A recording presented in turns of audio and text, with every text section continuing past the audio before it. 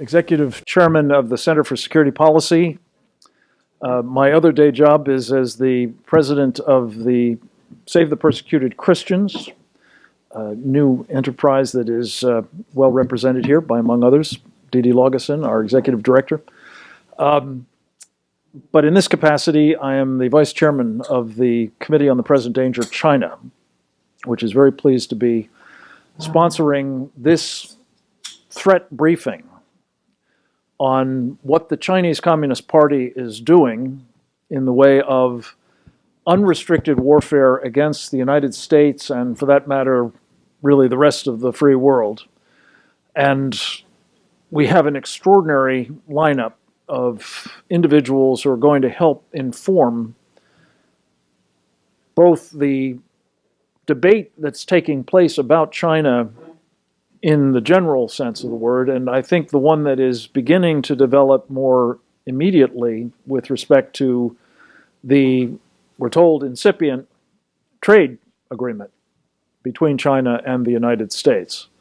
I say incipient, it's been incipient for about 3 or 4 months, as best I can tell, though Mick Mulvaney, the Chief of Staff of the White House the other day, allowed us how it's going to be resolved in the next 2 weeks, as he put it, one way or the other.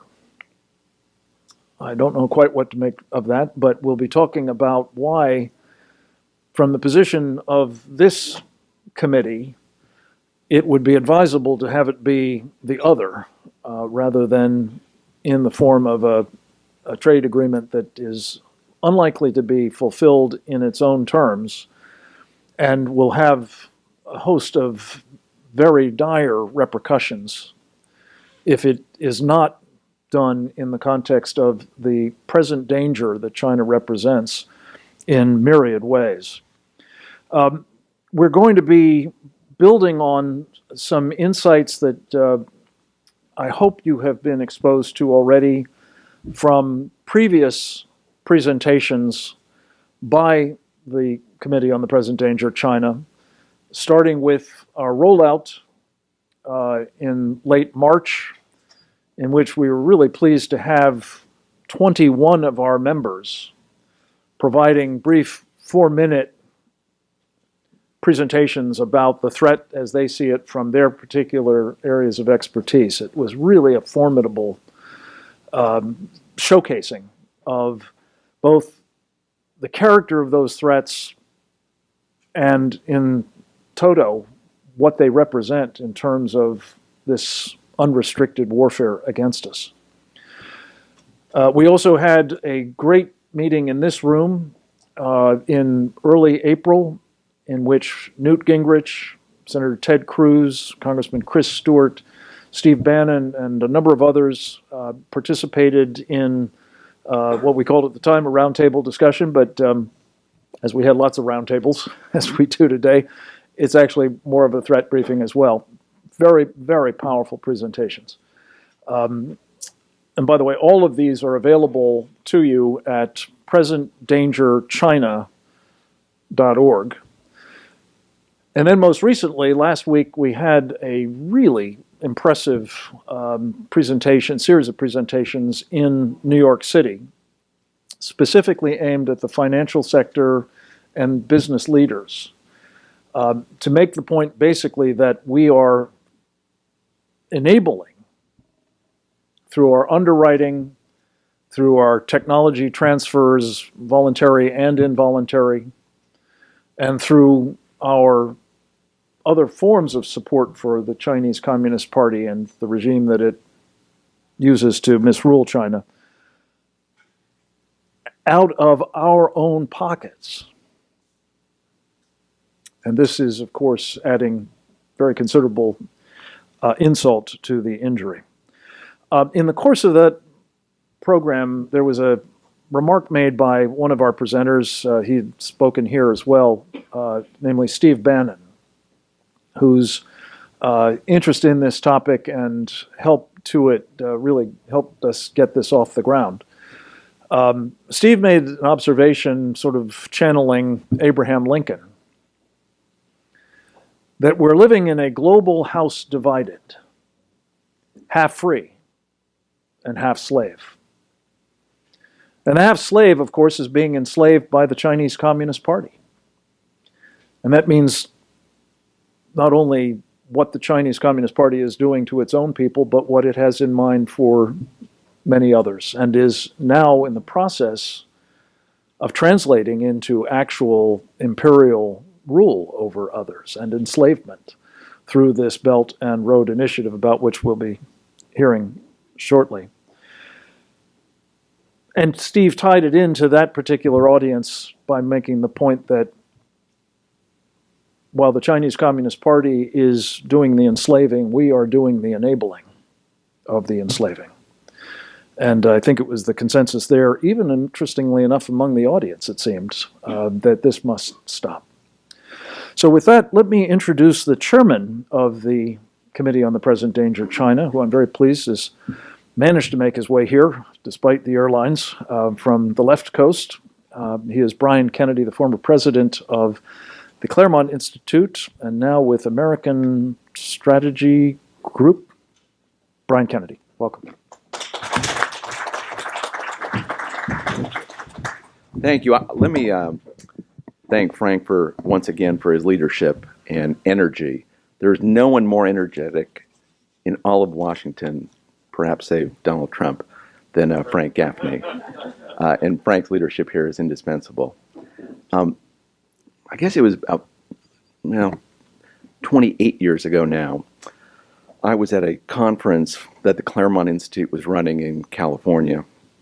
We had an Asian Studies Center with one member of the Committee on the Present Danger who's not here, Steve Mosher. And it was all about everything that was going on in China at the time. And the embassy here in Washington called our offices in California and said that one of our speakers, whoever that person was not allowed to speak that day. And we said, well, this is the United States of America. Turns out we can do pretty much whatever we want to do because we're a free people. And if we invite someone to come speak, they're going to come speak. And they said, oh, no, they cannot. And of course, we went back and forth for a little bit, and it turned out it was America still. And what they thought didn't really matter that much. Well, we've gone through 40 years now, of the PRC becoming a superpower. And that superpower is formidable. It is something we have to take seriously.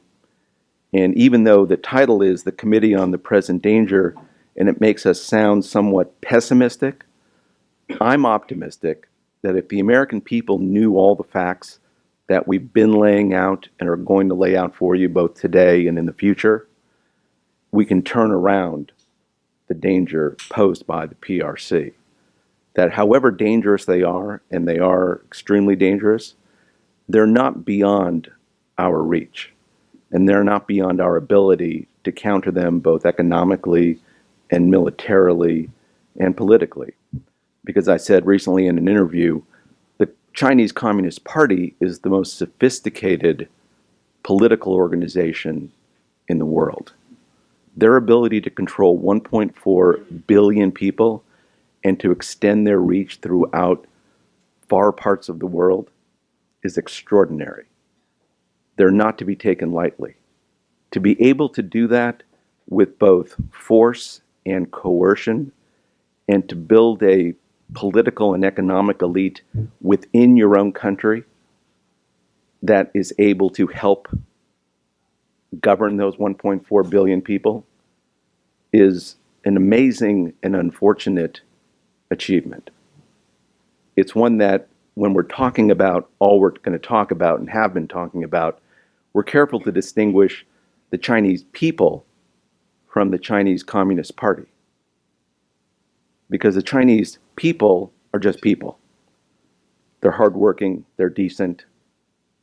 You meet them, they seem a lot like us, hardworking, decent, willing to make sacrifices.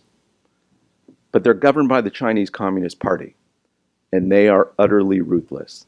And their ability to do things is unsurpassed because they're willing to kill and they're willing to intimidate.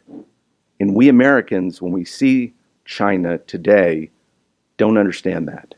We don't see just how serious and ruthless a people they are. As I've said before, I think President Trump understands that. He's demonstrated that time and again.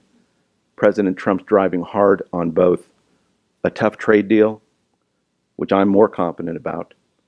He's rebuilding the American military. He's talking about the building of a national missile defense, the building of a space force. Secretary Shanahan said just the other day how important it was to have a space force. Well, who is that space force targeted at? Both Russia and China, to negate their strategic capabilities. So we're doing a lot of the right things. It will only accelerate and only be more effective if the American people understand that there is a threat behind that.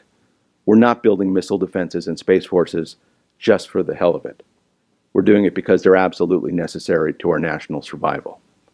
So again, let me welcome you here today. Thank you for coming. Thank members of the committee who are here today for all their hard work, and invite you to both continue to come to these meetings and to visit us on the web at that website, Frank said, presentdangerchina.org. And let me thank you, and I look forward with you to our speakers here today. Thanks very much. Thank you, Brian.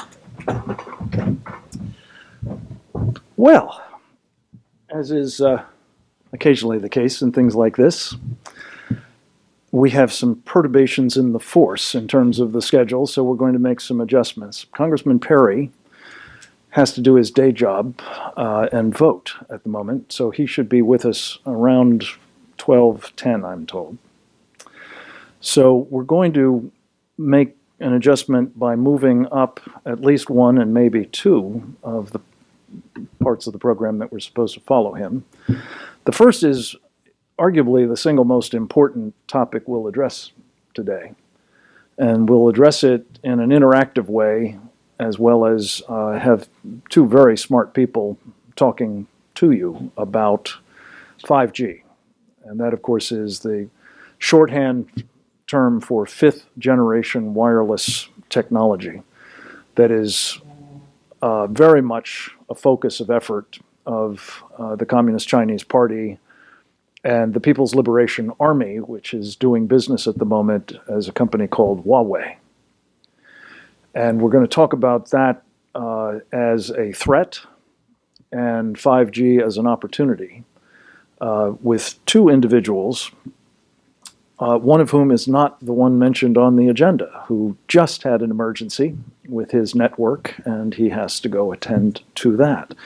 So in his stead, I'm very pleased to have Jim Hoffman, who has turned up to listen in, actually turn up and have you listen to him a bit about his expertise, some 30 years of it in the business sector, involved in spectrum-related issues, which are at the core of what we'll be talking about today.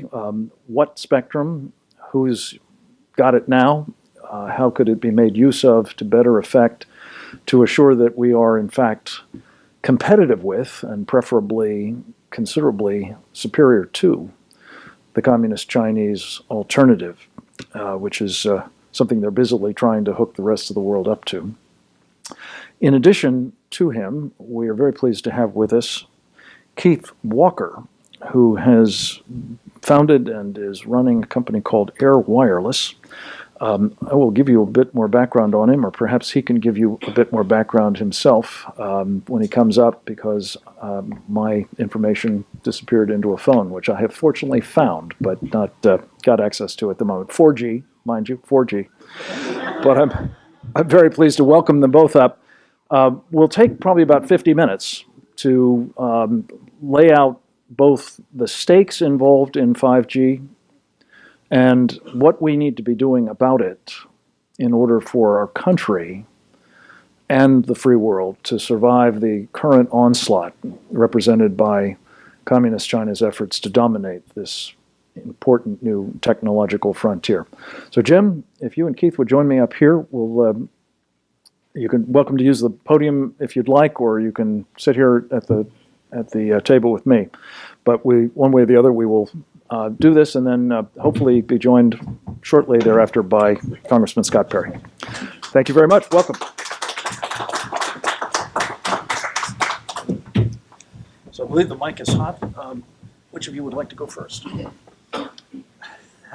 I'll assign you. Yeah, that's fine. 5G has been an exciting area to talk about in the last few years. Pull the mic closer, and can enough of you How's see that? this? Does everybody hear me? Yeah, excellent. So 5G has been a very exciting thing to hear about in the last few years. I think some of the foundational things that are important from my perspective is that there's been incredible consolidation of the corporate entities involved in making decisions around 5G. So you have 2 or 3 very large players worldwide on the infrastructure side, and in any given market you've got 2 to 3 carriers. And that consolidation has driven a global desire to get everything standardized very quickly. And this is the first time that the China side has been heavily involved in setting of the standards through 3GPP and the other activities, which are almost intergovernmental in the way they're structured between the large corporate entities that plan them out. It's also an industry that's matured significantly. And if you see that there are limited number of players, 2 or 3 infrastructure manufacturers, many of them consolidated their investment over the last decade plus into China. And it was a logical decision for them on a corporate basis because they had to go to places where there was a market existing, there was a growing market existing, and there was a desire by the Chinese government, the party, to dominate this particular technology. So it's a thing that's been happening for a long time, but it's just surfaced for most people. The Chinese were very effective at it. They were active in all of the standards committees. They led many of the standards committees. They drove a lot of the engineering behind the standards committees. And from the perspective of a Chinese citizen, that would be a very successful outcome. From the perspective of an American or a European buyer of that technology, I think everybody's woken up and said, we need to take another look at this. And we need to decide on the fly often about these technologies because they're not necessarily predictable. We haven't operated in the millimeter wave spectrums the way that a lot of people are proposing. We've had tests, most of them low power. And so I would say there are a lot of risks associated with the deployment of major investments. We're not talking small investments. We're talking billion and trillion dollar type investments for new networks and new spectrum. And we have some of the best engineering companies in the world in Europe and the United States who are involved in the core technologies. But the Chinese have aggressively dominated this as part of their national strategy, aggressively and successfully. So their argument would be, we've aggressively and successfully won this playing field, and now the United States and Europe are having second thoughts for national security reasons. It's a normal bumping of sovereigns against each other in an arena that's very, very critical to us. And as the world matures and our internet matures, the wireless access and the wireless backbones behind the internet are going to become more critical. They're seen as national security issues. And the Chinese have planned a walled garden. We've planned an open system. Those 2 systems conflict. The Russians recently went for a closed system officially. I think it was this week they made that decision. So you're going to see what's been described by some pundits as splinter net. I actually see it as a set of spheres filled with little bubbles. I don't know how many large spheres there'll be. There'll be one that looks like the Chinese model. There'll be one that looks like the Western European American model with lots of sub-rules within it. That's how I see it. So I'm not too worried about the concept of total splintering. But I do think that there's going to be a balkanization of all of the large spheres of influence in defining networks and the internet. So that's enough blathering. I'll hand it over to my cohort here. Keith?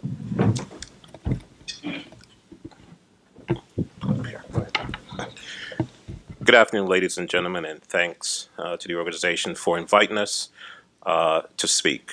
We take a little different approach into going what Mr. Gaffney said about the company. Air Wireless works with a company called Mage Networks.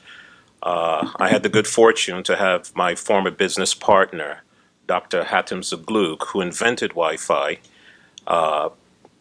and he went his way, and the CEO at the time, Dr. Saeed El-Hamamsi, a Caltech grad, with about 46 patents, happened to be working in an oil field for a friend, and I believe you're in the oil business or the gas business, and to find where the gas or the oil is, sometimes they use detonations and seismic reading.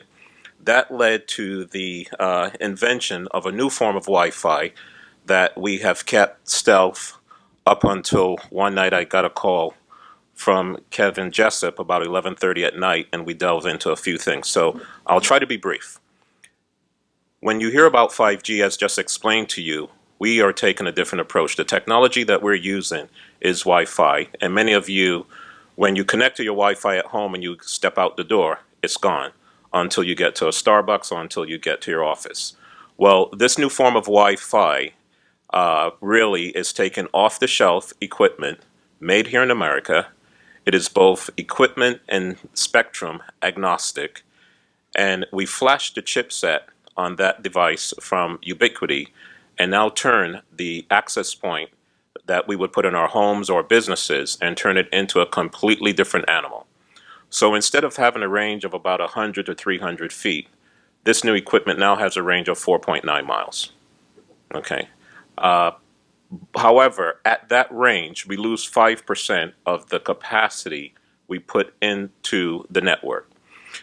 The other problem that's had, and I'm not going to delve into technology because I don't want to lose any of you, but I just need to set these basic foundations. The other problem with Wi-Fi today, as it sits, when you move from one access point to the second access point, that's okay. But when you try to move from the second access point to the third access point, the signal drops and you have to reconnect.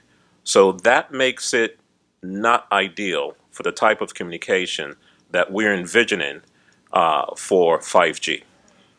So with what we have and tested by Dr. El-Hamamsi and his team, we are able to take unlimited number of hops or handoffs. So in other words, if we blanketed Washington, D.C. with our technology, you can walk from here probably to where the border of Alexandria would start and be able to stay connected. Would not drop.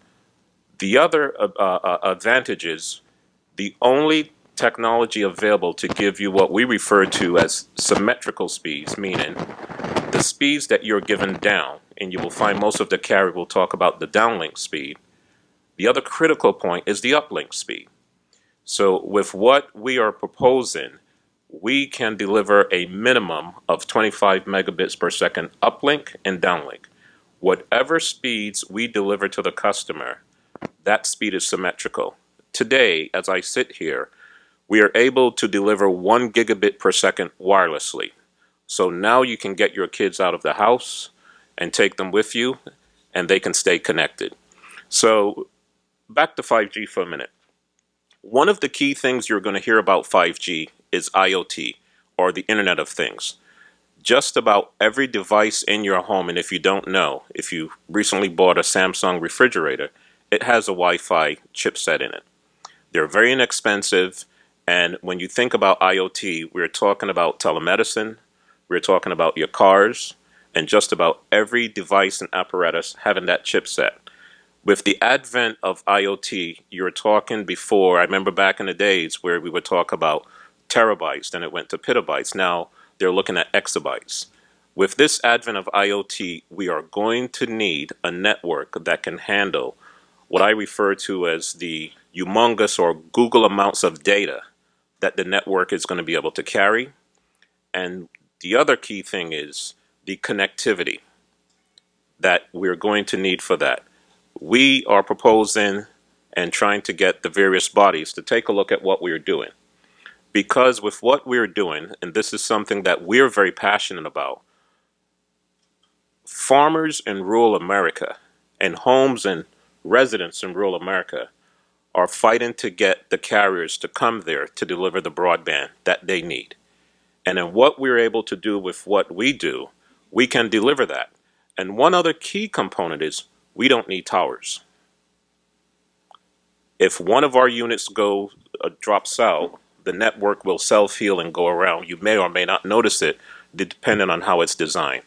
But what we envision is in America, or wherever we deploy it, and we're looking to deploy it as I sit here in several countries overseas, a network that will deliver blazing fast speeds for low cost of infrastructure. And I believe yesterday on a conference call that was had, Dr. El Hamamsi said that he and this technology will knock a few zeros off of the cost of infrastructure to be deployed. So with something like this is something that is created here. We don't have to rely on any outside or foreign entity to provide equipment. It is all here. And the key thing is, one of the challenges that the FCC has is with spectrum. Which spectrum are we going to take next and make available? And the beauty of the firmware is that the firmware is both equipment and spectrum agnostic. So there's much more I can say, but I will stop there and allow for any questions from anyone. Thank you very much. Let me just back the lens up a little bit with both of you, because we kind of jumped into a bit of technology and specific solutions to the challenge. But you touched on something, Keith, that I want to make sure that is calibrated here. We are moving into a world, whether we like it or not, in which a so-called Internet of Things is going to operate. And what that exactly means is something I'd like you to sort of develop a little further. You mentioned that a refrigerator or some piece of equipment in your home has a 5G, hookup. But as a practical matter, what does a world connected by 5G at every level basically mean in terms of the degree to which whoever runs that network has knowledge about, insights into, access to the data about your life, and an ability to exercise control over it, perhaps malevolently? I will preface my response with this: security, plain and simple. But not just security as we see it for ourselves. And one thing I did not say at the beginning: I'm ex-military. There's never ex-soldier. You're always a soldier. But I'm a paratrooper, and security for our military is key. And so, therefore, when I prefaced the question with security, our networks must be secure, and as part of the Constitution, you have the right to be secure within your home, meaning you don't have to give anything to the government unless you really need to. So that's one of the key things. And what we are envisioning, or what you reference in 5G, just about everything: your refrigerator, your car. And as much as I work in technology, a couple years back, so I'm embarrassed to say that my car wasn't working. Something was going wrong. And when I went to the deal, I found out it was software in the car. And so if that happens to me, I can only imagine what it will happen to with people. But we're talking about everything connected. And we have used some form of IoT already. And if I tell you what it is, you would smile. I'm sure all of us here have gone to a hotel, and there was a minibar, and there were things in the minibar that you might have used. And you never told anyone what you used, but when you checked out, you look at your bill, they had a charge for the soda or the peanuts. So there was a sensor somewhere in that refrigerator, okay, that picked up what you use. So now translate that to the bigger world, okay? Your refrigerator's hooked up to this network, and you have things in there, and it knows from the manufacturer whether you bought milk or eggs. There's a barcode on there. So just imagine in sensors being able to read the barcode, and before you even open the fridge, there's an LCD screen that tells you your milk has one more day to be used, or you need to buy eggs. So I don't want to go too off in a tangent, but the information is phenomenal. But one last part is, and this is something that is also important, it hits home why the network is crucial. If I live in rural America and I have no access to broadband, and I just had artificial heart installed and planted in me, and it has a Wi-Fi chipset, I'm in trouble. If I live in the city, it might not be the case that much, because it would be able to connect to a Wi-Fi network, and tell my cardiologist, hey, I need to come in and have the device tweaked. But if I live in rural America, I may not have that choice. And these are just some of the things. When you look at telemedicine, and you might have seen Amazon and others showcasing having your medication delivered. So these are all things to think about when we think about IoT and living in a truly connected world. Well, in a world that, again, if it's connected to a Chinese communist,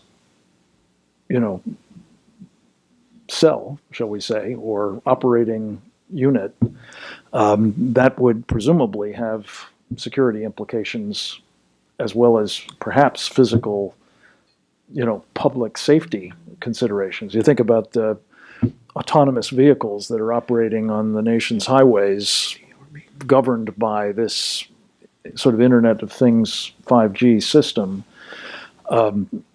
It would not be a stretch, I would argue, that could be a disaster for people most immediately in the car, needless to say, but perhaps for a highway system. Anybody been on a road in the District of Columbia or elsewhere in this region in which one car craps out? Imagine if lots of them do simultaneously. It's not a pretty thought. Jim, did you have anything you wanted to add on? You had one thing you wanted to add? Oh, Well, sorry. what I wanted to add is we look at the rules and regulations that are on the books with regard to how consumers' confidential information is handled. And what I was mentioning, Jim, is the GDRP, or the rules that are set in Europe, are quite extensive in terms of protecting the information and what the IT companies can and cannot do with your information. I've got a quick set of points. Go ahead, please. As to privacy, the U.S. is behind in individual privacy. Europeans are very much in advance of us because they're in smaller pools where the feedback is gotten at governmental level on a sovereign state level much faster. And the EU is very interested in this. And they're interested in it in some ways in a competitive way, which is American companies have dominated, the FANGs have dominated the global market for this stuff. And so there's pushback from the Europeans to take over some of these services themselves. Looking at individual rights is very important to them. Would you like me to talk about lighter networks as well?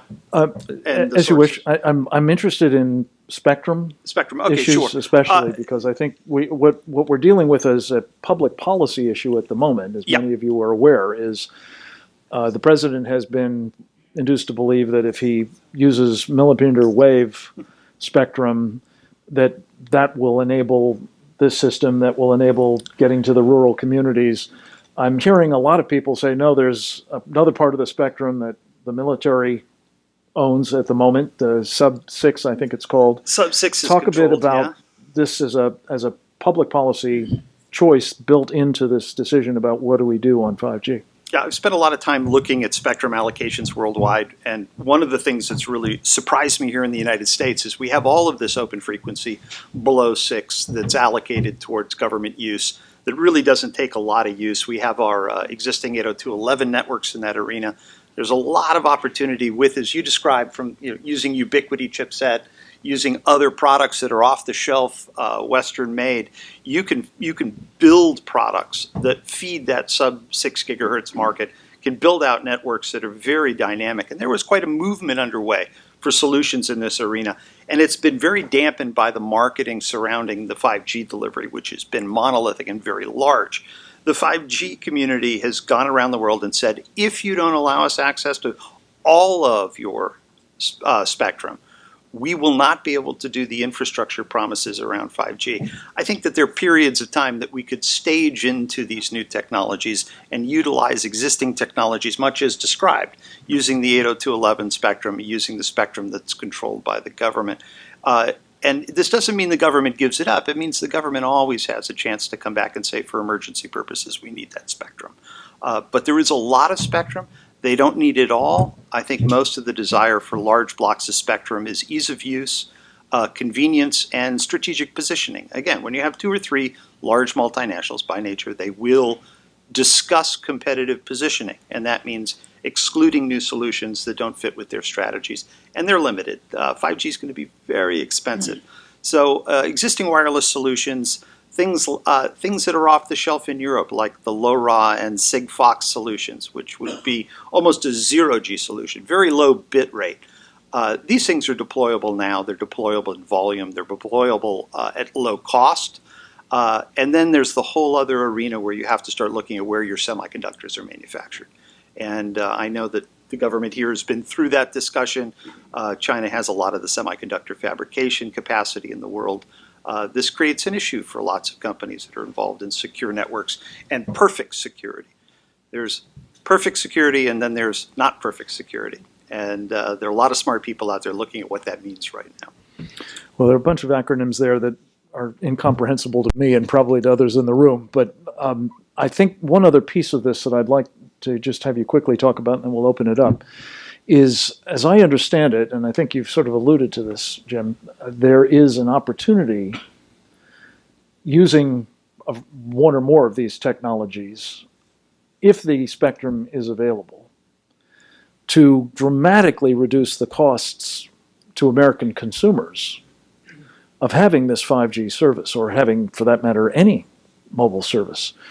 This is something that I didn't know myself, but I was told the other day that, well, I can tell you from my own personal experience that I feel gouged every time I open my AT&T or Verizon bill, but that second only to Cyprus,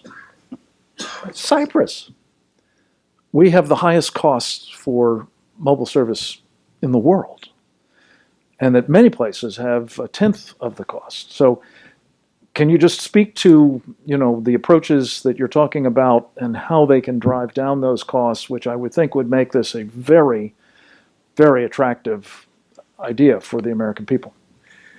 First off, let's presume 5G networks are deployed across the country. The phones that you're holding in your hands will not work on that 5G network, which means, as you might have seen in some instances, I believe it was either Verizon or AT&T offered their customers that wanted to use the existing or the newly deployed 5G networks something called a sleeve you put on your phone. And that is like trying to put a Band-Aid to someone who's gushing blood with a wound. So what will need to happen is your phone, if you are, for the consumer, if they're on some kind of payment plan with their existing phones, they're going to have to, and one of the things to address is, what am I going to do now? Am I still going to have to pay for this phone that I no longer can use on this 5G network because I now have to go out and get a new phone for the 5G network? That's one. The other thing I want to touch on is rural American. You will hear me go back there because there's so much information and things that we learned there. Some time ago, the carriers stated to the various governments and stuff that it is not financially feasible to deploy broadband in the rural community, especially where there are lots of farms and there's one home or two homes on the road, okay, to put fiber or solution. And so when you think about that, and when you go some places 40 minutes from here, down in Fauquier County, that's my favorite spot, law enforcement are go into certain areas and they have no communications with 4G. Okay, they have no communications with the radios in their car. And I once heard a story of a deputy dispatched to a domestic violence, and there were issues because he had no communication. So going back to the costs of that, here's my take. If it costs too much to deploy a 4G mobile solution to fix the rural broadband issue, how then are you going to justify it on a cost basis to deploy 5G, where you're going to have to deploy many more base stations because the propagation of the signal, or the signal that is sent out, has a shorter range? That means you're going to have to spend more money. And it's not adding up. I dare say it may be a fallacy or an inducement to get what is required from the various agencies to allow for deployment in those areas where it makes more sense on a business basis. The bottom line, then, I have you, what is going to be the cost? Our approach to this is that we can help them solve the problem with the backhaul. There was, and to touch on this, one last point, then I'll turn it over to Jen. Up in Sacramento, don't quote me on the zip code, but up in Sacramento, 28 base stations were deployed for 5G, covering 1,097 homes. And of those 1,097 homes, only 30 could be served with the base stations. There's far better solutions, and our approach to this is, and back in 2010, I made the statement, and I still stand by it. Today, the consumer wants the connectivity to this device, whether they're at home, whether they're on a trail, or wherever. And that's the other issue. Will the companies deploy 5G on trails? I've heard horror stories from the Virginia E region where there's lots of trails. Individuals were hurt and they had no signal. What we're talking about not only will deliver the data, but in using 911, we are able to place the emergency responder within 200 meters of you instead of what would happen. Great. Thank you. Jim? Yeah, what's being discussed here is innovation on existing solutions in a lot of ways. In 802.11 and the frequencies around the spread spectrum free I access. just have to intervene. What is 802.11? 802.11 is the network. 802.11 is the standard network in your house, and there are variations on that. There have been, I think, we're on 6 versions now. We are on, so there's 802.11, the first one. Mike? The first one out the door was 802.11a. You had B, you had G. Okay. What I reference here. I've got more information than I needed. I just wanted to be clear Okay, what it was. Bottom line, Wi-Fi. Wi-Fi. It's the stuff in your home. Great. And it's also been used in industry, and it can be adapted very well. It's a very solid, very simple system, low cost, comes off the shelf, which I think is really the issue here. A lot of this in engineering is already existing. It performs very well. And the gap between now and when we see intense 5G delivery, even in metropolitan zones, is years away. The rural divide is still a major issue in developed countries like the United States. And the cost factor of putting new sites in rural areas is prohibitive from the standpoint of capital availability. And that won't change for the next 5 to 10 years. We are going to need access to sub-6 spectrum, and we'll figure out the technology that will enable us to use it most efficiently. Okay. Absolutely. Let's open it up. Are there any questions or translations that can be provided? Go ahead, please. Behind you. Sorry. Behind you. Thank you. We'll be next to you, French. Yeah. Please introduce yourself. Thank you. KT Wang with NTD TV. Because we know the Trump administration have this strategy just depending on the private sectors to run the 5G system. So I'm just wondering, what do you think about this strategy, since security is so important a piece in this overall system? Yeah. The private sector is what you were saying there? Yeah. It's a very good question. I think one of the things about the United States is we use the private sector aggressively in ways that other countries wouldn't find possible. The private sector can deploy this. The private sector has to be asked to deploy it by the consumer, by their customer base, by corporations, and they have to be allowed to do it by the people who control the spectrum and some of the principal organizations that control the spectrum. So it'll be a private sector solution here in the United States, my opinion. But it's also been said that you won't get a secure system if the private sector is left to its own devices, a la so much of what we've seen with the internet so far. That is correct, which is why we're taking the approach that the best solution is the 802.11 AC, AD, and AX. When again, going back to the military is very strong proponent of Ethernet because of the inherent security features of it, and thus with what we would suggest, our solution would be a hybrid system where connecting to the customer's end device, connecting to the home, if fiber is not available, because we will never, and no one has ever tested how fast fiber can go. But the bottom line is, as stated earlier, the consumer wants the connectivity to this thing in their hands or to their car, and that is where our position is 802.11 or Wi-Fi is a much more secure solution. Good. Okay. French? Please Yes, identify yourself. I know who you are. My name is French Wallop, And I'm very interested in what you're talking about on the security dimension of the storage, perhaps, of what you're with the air Wi-Fi.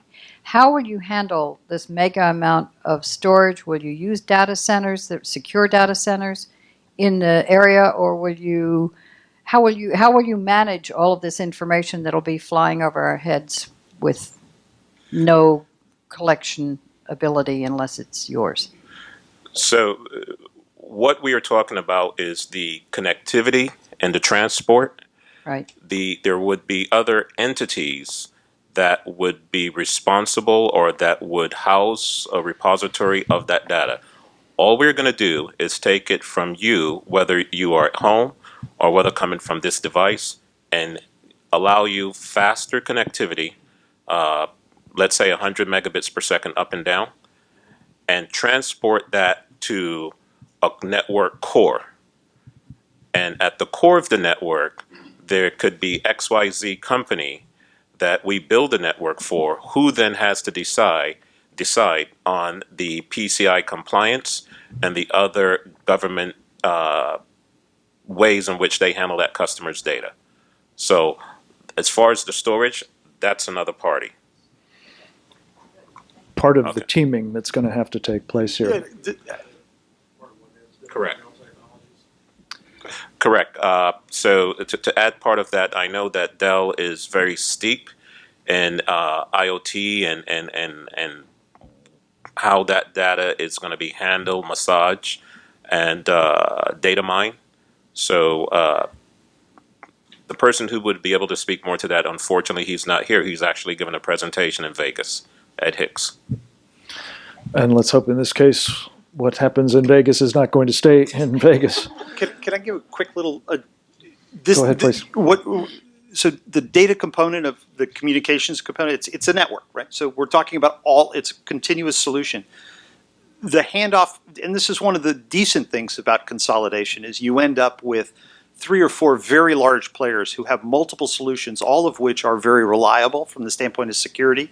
So you'll have Microsoft, you'll have AWS, you'll have them providing customized solutions. So if it's an agricultural product, you set the parameters for your requirement, the data size. You're talking seismic, massive data. It's a higher price. Security is the difference. How proprietary is it? But you're able to stack that with the cloud suppliers now. The issue is they're moving things on American networks through American fiber, through American cable systems. It's a different risk than things internationally. And so you have to take all these components into hand. That exists now, and it's pretty good. Pastor Fu? Yeah. You might introduce yourself, too. Yeah, I'm Bob Fu from China 8. Prime Minister Theresa May fired her kind of a defense secretary over the supposed leaking of her decision to deploy Huawei 5G equipment. Apparently, her argument is, equipment is neutral or something, and of course, as long as the software is the UK, then it will be safe. I mean, given UK is one of the 5 eyes, right? Do you? My question is, is her theory right? As long as the Chinese made in China hardware is fine and the software is in the free country, it should be safe. Mr. Fu, I really can't comment on why she did it, the basis of her statement, or what was the rationale. But it would put me into an area that right now I don't feel comfortable going into without having all the specific facts. However, if something is made here in the U.S. And it's the equipment is made here, it's used here, the software is made here, I'm tend to feel more secure about that scenario. But the scenario in which you described with what took place, I wouldn't want to touch that one. To your best knowledge, the kind of hard equipment is it possible to have a backdoor? Because that's a dispute, among various experts. China, of course, wants to argue. Okay. Yeah. So in my days at Lucent Technologies, when we sold PBXs and the PBXs were deployed, and that was technology coming out of Bell Labs, whenever a system was installed, there is I don't want to call it a backdoor in a sense, but there's a remote link to the PBX that is closed. Oftentimes, back in the day, where you found companies wound up with $1 million phone bills was because the installer did not close that link, and you had individual persons who knew it was open and would make calls. So they would come into the system, make telephone calls on the company's dime, and the company would get the bill. But looking at it from a data perspective, just about all of the PBXs sold in the world and switches had that. It's called a COM port, a communication port. So if you, the carrier, had the system and there was a problem, you couldn't fix it, your engineers couldn't fix it, then that allowed the manufacturer to immediately come in. From my days at Lucent, one of the things that with the customers I dealt with, they typically, and one of the key things before that switch was commissioned and turned over, it was imperative as a checklist that you made sure that COM port was closed. And when the company had a problem, then one of the internal techs of the company would go in and make it open to the carrier. So in the instance where equipment is deployed, regardless of who makes it, there's a COM port on there. And yes, that COM port could be misused. I hearken my friends to go back and look at the movie Paycheck with Ben Affleck when, he was kicked out, but he left a little back door for himself where the company could not use the system because he had a chip on there and they couldn't find it. Okay, now that's a movie. I don't know if it's reality. Jim, any quick thoughts on this? Yeah, it's a really good question.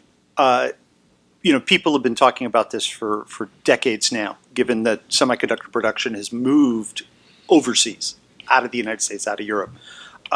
So as the systems get more complicated, and semiconductors are a commodity, you buy a bag of, and they come delivered to your office. They're often handled by distributors. You don't know really what their provenance is. So there is risk in semiconductor based on historical things.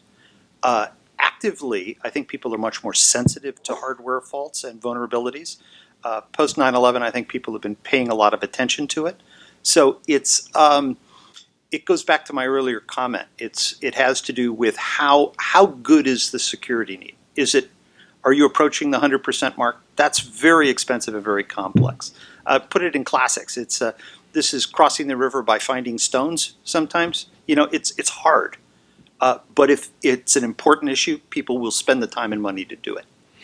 One of the things that I've been told in connection with all of this is the importance of having a supply chain that you can rely on.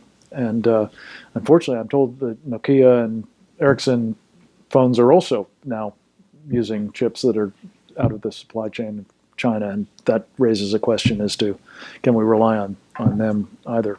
Thank you, Bob, for the question. Chet, we're going to take your question last. Thanks. Introduce yourself, please. Hi. Can everybody hear me? No, that doesn't seem to be operating.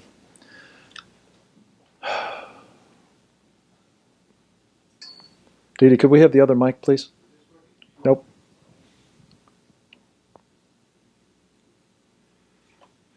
Why don't we just use the other mic while we're working that one out? Go ahead, please. Thank you. Am I on now? Yes, you are. Yes, you are. Oh, great. Hi, I'm Chet Nagel. I've been working on the 5G issue and getting opinions from experts like Mr. Hoffman there. I want to paint a picture and then ask a question. The major carriers like AT&T and Verizon are talking about wanting to buy at auction millimeter wave frequencies. This is very high frequency stuff. And they insist they have to have it. There is an opposite camp which says you don't have to auction off the frequencies. You can go into what they call sub-6. And there was a defense innovation board that's sanctioned by the government, that in April last month came out with a study that basically said the United States can deploy 5G using the sub-6 frequency area.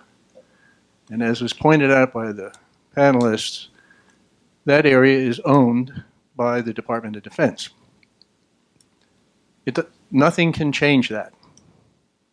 Once 5G is deployed, for example, using Wi-Fi as a distribution, you break the divide issue. Now Wi-Fi is available in rural areas. And you will also be able to drop the cost to the consumer by 40%. So instead of me paying $80 a month, I'll pay 40. That'd be great. I'm still more expensive than a lot of other people, but it's cheap. Now the picture here is millimeter wave technology.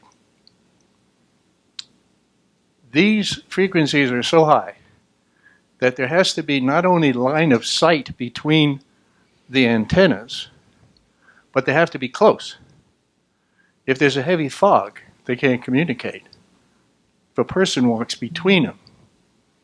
So there'll be an antenna on every utility pole in the city. Thousands and thousands of them. I'm not quite sure what they would do in an apartment building, for example. So visualize all these antennas, and they're radiating in the millimeter frequency. Very high frequency. 180 scientists asked the EU last year to do more research on what the effect on human people, on animals, on life is of this radiation. Now you have a millimeter wave transmitter in your house. It's called a microwave oven. The only reason it doesn't cook you too is that oven is encaged in a Faraday cage, and those of you who know a Faraday cage is something that blocks all radiation. Otherwise, you wouldn't want to get near that microwave oven. So these 180 scientists asked the EU to do more experimenting on these frequencies and their health danger. Well, it was turned down, of course, because there's a lot of money involved here. Carriers don't want to hear things like that. So my question is, how dangerous is the millimeter wave spectrum to us? Thank you very much. Chet is also, by the way, a member of the Committee on the Present Danger of China. Gentlemen? I'm not an expert on the health effects of millimeter wave and high frequency energy, but I agree with you. It's an area that needs to be studied again before we leap into putting these things along every board. I've heard them described as large egg cases that go up and down flat panels and have direct line of sight down major streets. So it's a big infrastructure piece, and they will be radiating energy, and people are very concerned about that. I think one of the things about millimeter wave that's always been interesting to me is we're using a lot of it for very specialized things, and the industry has come out and just said, we just need it all. And I think some countries have come out, and it's usually the larger countries that rely on millimeter wave for satellite communications and other applications. They've come out and said, well, wait a minute. Let's, you've got enough spectrum here below 28, below 19. We can fit you in very well and not disrupt our satellite communications. So I think the recent one was India. India came out and said, great, you guys, we're really happy you're here. We hope you do rural. They crossed their fingers on the rural thing, and then they blocked out what they felt were the strategic frequencies that they use. So again, not an expert on the health effects, but I've always been told stay away from emitters. Good idea. I'm not a scientist or a physicist, but I will state this about what I know. A couple of weeks ago, Brussels announced that it has banned 5G from deployment. And the EU has very specific standards for not just the consumable foods for its citizens, but also for things like radiation. Now, one of the issues are that the higher, and what the carriers have been doing, it's going in higher frequencies. And what that is going to do is create issues with the radiation. Now, the carriers have basically press their case to the legislators to allow them and pass laws to basically state to the various states across the nation to allow them to put the base stations on electrical poles and even in some instances in any vertical structure such as a light. From everything that I've read and everything I've seen, and what I saw were scientists who said that the exposure to the radiation coming off of the 5G base stations alters the chromosomes in our body and the cells, basically, and will lead to cancer. So if you look at what's going on, you will see that the towers for the 4G are 200, 300 feet up in the air. But now you're talking about a tower, a base station that's going to be on an electrical pole. We believe there's a better solution, and that solution is to get the government to take a hard look at using the existing Wi-Fi frequencies and the existing equipment to deliver a solution not just for the cities and the companies, but also for rural America and the farmers. Great. Gentlemen, thank you very much for most stimulating and in some cases quite mind-numbing discussion of this topic. It's vitally important that we do get our heads around it, and I appreciate you helping us do that today. Thank you very much for joining us. I'm not quite sure how to do this, but we do have lunch over here for you. I don't want to take a break because we've got so much to do. Our first speaker is not yet established when he's arriving, so I'm going to go to Michael Walsh to talk a bit about the Chinese Communist Party's assault on culture. So if in small numbers you might slip over there and get yourself something to eat without blocking the cameras, and Michael doesn't mind being slightly disrupted by that migration, that would be great. But we will press on, and yeah, that would be a better way to do it, is if you're on this side of the room, walk out that hallway and come back in the other way. But do that at your convenience, ideally in small numbers. Michael Walsh is a great contributor to our public policy conversation, notably through both his books and his screenwriting, his media criticism, and his extraordinarily compelling public presentations, of which I'm sure this is going to be one. He's the author of numerous books, including most recently, I believe, The Devil's Pleasure Palace. We're delighted to have him here to talk a bit about what, as I said, the Chinese Communist Party is doing right here in America through its various assaults on our culture. With that, Michael, welcome.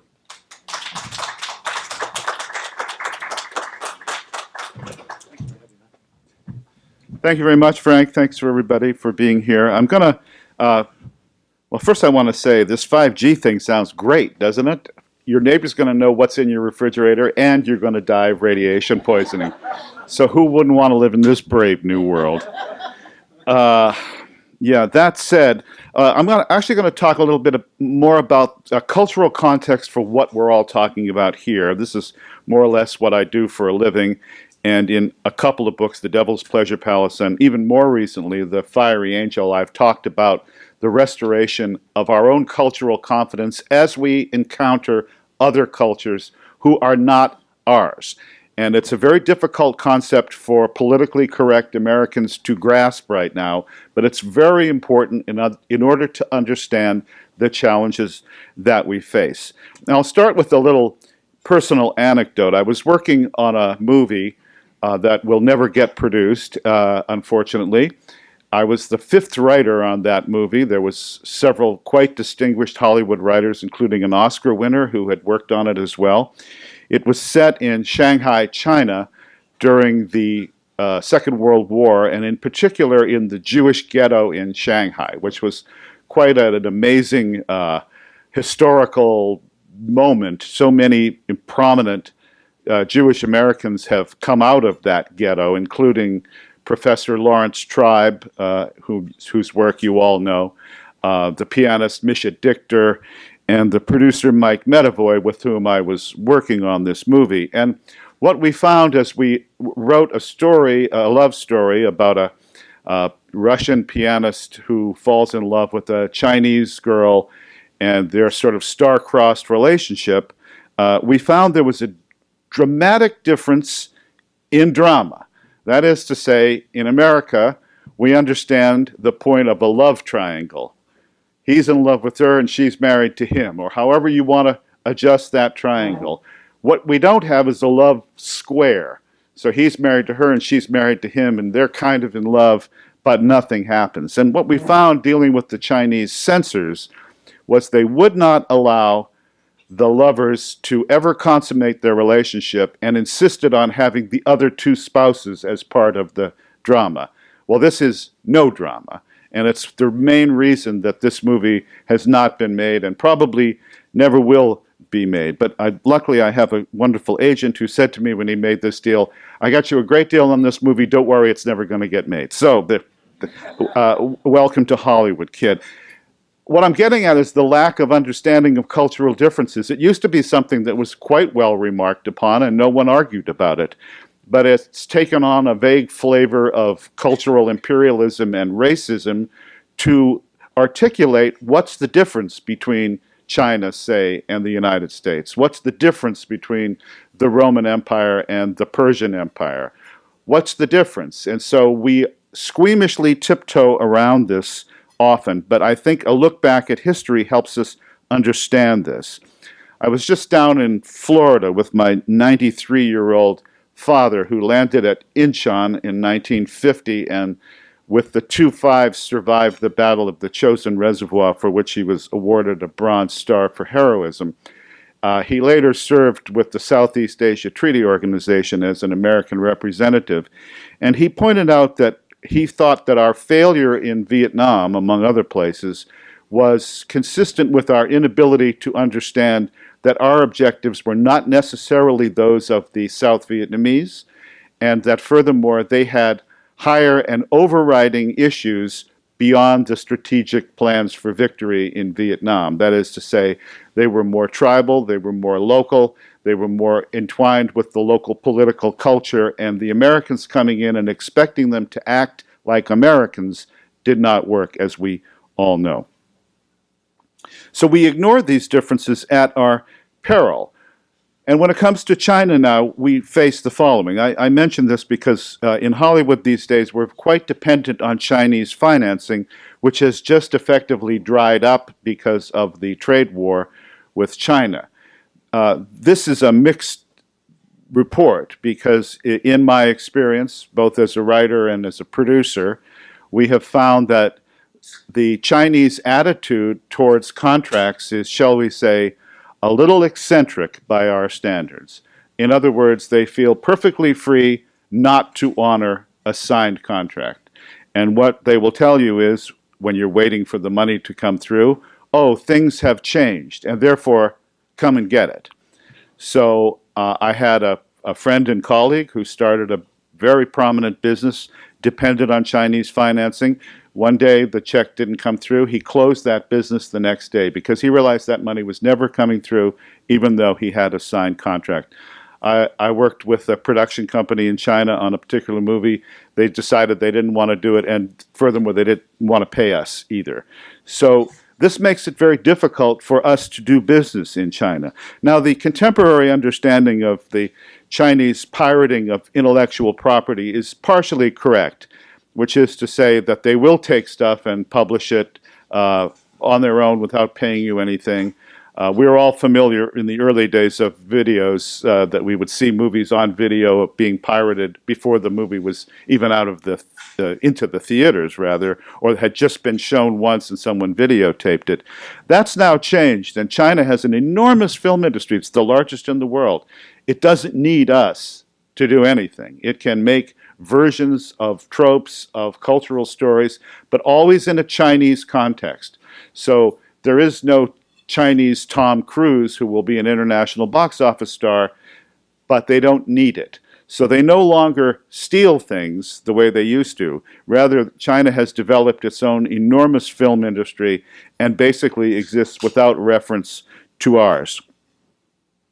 It used to be, as I said, that we would regard certain cultures as alien, not in a particularly negative sense, but possibly antithetical. So that in the famous book, 15 Decisive Battles in History, Sir Edward Creasy can write of, say, Gaugamela, where Alexander defeats the Persian Empire decisively, that it was a battle between Greek individualism and Oriental despotism. We understood that the Persian Empire had a different attitude towards individual rights than the hoplites of the Greeks, for example. Today, this makes us uncomfortable. But if we look at the map, and we've been talking about, and we will talk more, I'm sure, about the Belt and Road Initiative, this is really nothing more than the old Chinese Silk Road come back thousands of years later. Those of us who respect history and learn from it, hopefully, understand that cultures don't change, people don't change. Unless some catastrophic thing has happened to wipe them off the map, what was true for the interaction between the Roman Empire and the Chinese kingdom is also true for us today. The Roman women loved the Chinese silks, and the Roman Empire spent a lot of money getting goods from China all the way across the Silk Road and into the empire. In fact, they complained about it all the time, how much their wives were spending on Chinese silks. So not much has changed in terms of the importance of contact and economic traffic between two very different worlds, but the Romans and the Chinese kingdom have almost nothing in common politically. I don't think that's any different today.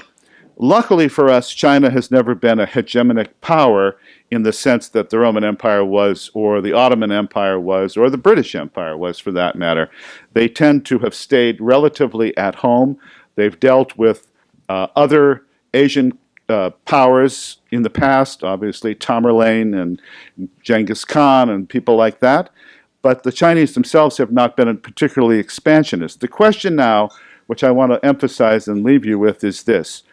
China is unique in that it combines Marxist philosophy with its own long and very distinguished and much older history than that of the West. This combination is what I believe is the threat. The Communist Party, as it's been noted earlier by Brian, I believe, is the largest sort of dominant force in the world. It controls more than 1 billion people. They clearly, through technology, want to expand their ability to control us all around the world. So they don't need to physically conquer the West in order to control the West. So that is our great challenge, and that's why the committee's work here is so important, and I'm so honored to be asked to speak to it today.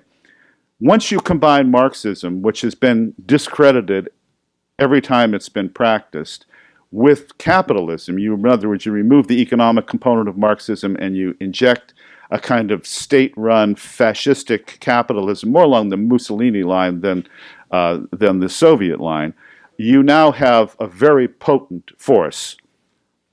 How we are going to deal with that is up to the scientists, the technology people, the intelligence people in this room, military people, the congressmen. That's not for mere writers to say. My only job is to point out to you that this is a very old danger. It's not only present, but it's past and it's future, since the past, the present, and the future are all related. I like to tell audiences that during the whole Russian collusion mess of late memory, Russia, I hope, yeah, well, they won't, they never stop, they never sleep, they never quit, as I like to say on Twitter. What was important about that was the mischaracterization of Russia as an enemy. I would say that Russia is an adversary, and Russia has always been an adversary. Russia, in fact, is the perfect canary in the coal mine. It's half European and it's half Asian. It has never decided what it wants to be. It speaks French when it suits it. It ignores Western culture when it doesn't. The operas of Tchaikovsky, based on Pushkin, are part of the Russian desire to be part of the West but be different at the same time. And the Russians will always like that. I have a lot of experience with Russia. In fact, 33 years ago, I was in Russia when Chernobyl blew up this last couple of weeks, with the anniversary of it a week or two ago. But the Russians are not enemies. They are adversaries. You have to push them to become an enemy, as the National Socialists of Germany found out. China, on the other hand, is an enemy, and without loading that word and making it too fraught, it is culturally antithetical. It is geographically antithetical. We are conflicting with them in the South China Sea now. But that Silk Road goes all the way to Africa, and we see Chinese economic movement in Africa, South America, and elsewhere. They are a very potent enemy. So Russia's an adversary, China's an enemy. We must act accordingly, and history is our guide to how to combat it. Thank you very much. Thank you, Michael. You take a question? Sure. Michael will take a question or possibly two. Are there any for Michael Walsh? Right over there, please, Tom. Thanks very much, Mr. Walsh.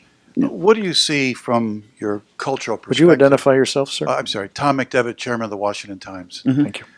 What do you see as the key vulnerabilities in this global battle, civilization battle with China? Well, the vulnerabilities is that the West has given up on its own culture. It's become politically incorrect. It is not taught anymore.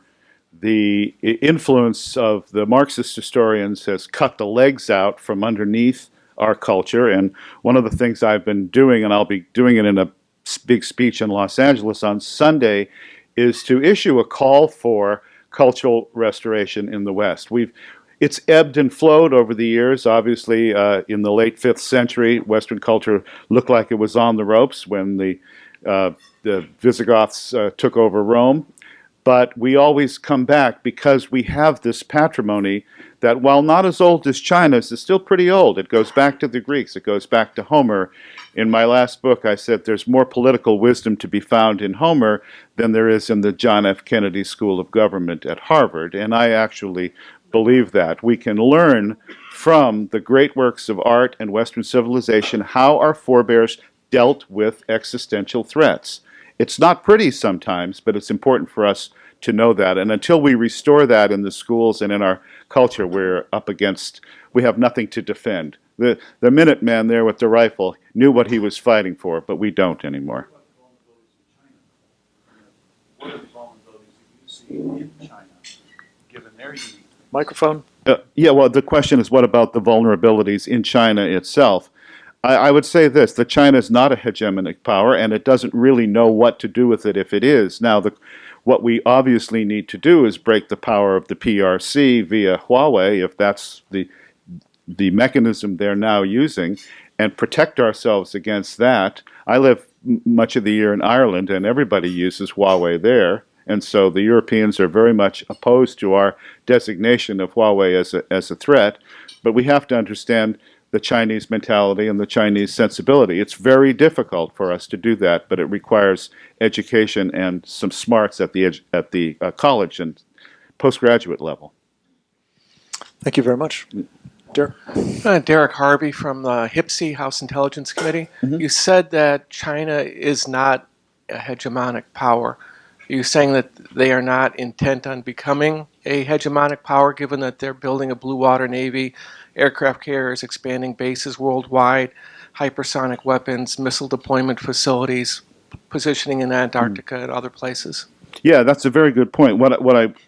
Maybe I wasn't clear. They have not historically been one, but this combination of Marxist thought and China's strong cultural power, intellectual power, may be changing that. They clearly want to provoke confrontations with the United States in Asian waters, as did, as you know, the Japanese during World War II.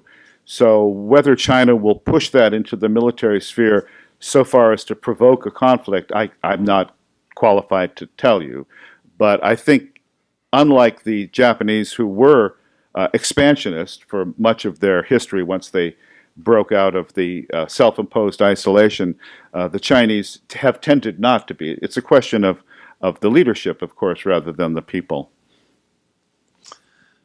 We'll take one more. Then we're going to move along. Salih Hudayar with the East Turkestan National Awakening Movement. I'd just like to make a comment. I disagree. The fact that you said China historically has never been a hegemonic power. Well, during the Han Dynasty, China was trying to control the Silk Road, so it invaded Central Asia, and there was actually a century of back and forth conflict. Then during the Tang Dynasty, they did the same thing as well. And then post 1949, with the rise of communist China, the communist forces, they invaded East Turkestan, they invaded Tibet, and took over what was formerly the Manchu Qing Dynasty. So, and then now you see them rising, trying to expand their political, economic, and military influence across, not just Central Asia and East Asia, but across the world in general. So, well, they certainly did defend the Silk Road, that's for sure. But I meant it in the sense of, perhaps this is my Western bias, in the sense of Western empires that go out and look to conquer lands very far away. China's always defended its own borders in the way the Soviet Union tried to do with the Warsaw Pact, for example, push the West as far back as it can. But so far, historically, I don't believe China's ever had global conquest in mind. If that's what they have in mind for us now, then lock up your refrigerator and wear a lead suit, because here comes 5G. Thank you very much. Thank you, Michael.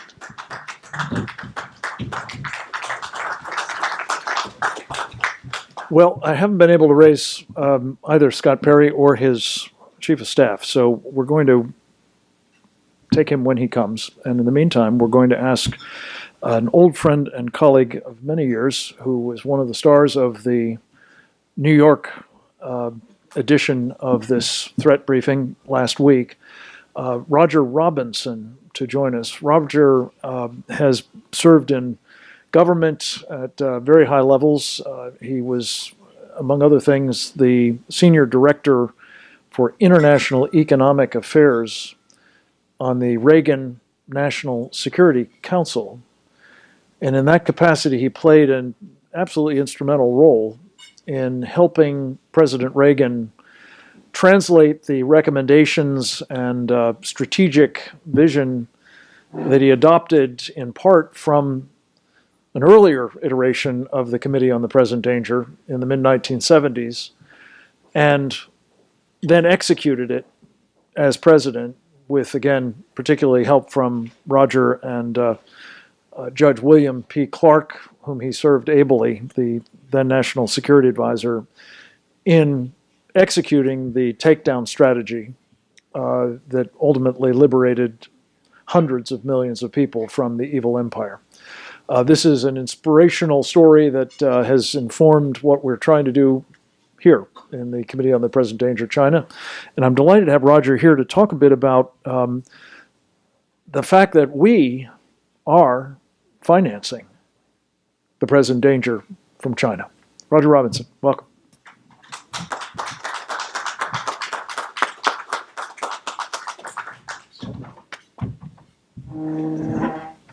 Well, thank you, Frank. It's always a pleasure to be with so many familiar and friendly faces, all with a shared, very healthy skepticism of the environment we're facing and its perils. I'm here representing my think tank today, the Prague Security Studies Institute. I do have a risk management company that's in the business, in part, of being an impartial data provider, but one of the key benefits that we've derived from the corporate side of my world is that our Prague Security Studies Institute has been able to take advantage of the fact that we have a open source software tool called IntelTrack that tracks and visually maps every Chinese and Russian transaction worldwide on a daily basis, and that data going back 6 years. I don't know any other entity out there in the private sector that has that kind of granular data available, or this kind of ongoing effort of 5 analysts trying to sweep up, if you will, best we can, everything that the Chinese are up to out there. Not what they're saying, but rather what they're doing. And that includes on the money side of things, not just the trade and project side. Now, this ability to visually map what's up is very helpful. For example, we were the first firm to identify every Chinese company that is helping build and militarize the illegal islands in the South China Sea. And when you blow out a map, not just of those companies themselves, but of their entire network of subsidiaries, and you look at what we call that global footprint, it is most impressive and troubling. You have companies there that are, of course, working for the PLA, some of which have 15 offices in the United States. One other's listed on the New York Stock Exchange. In other words, there's been no penalty, no sanction for these state-owned enterprises to date. And that is something we should be asking ourselves about as to what's up there, because it is extraordinary that this is complete business as usual at a time where it's unmistakable that these are not benign commercial activities, but rather under the instruction and guidance of the PLA. Big surprise. And obviously, through the National Intelligence Law and Article 7, which you've heard about many times and so forth, every Chinese entity has to be responsive when called upon by the party for espionage or other strategic missions, if you will, of the party.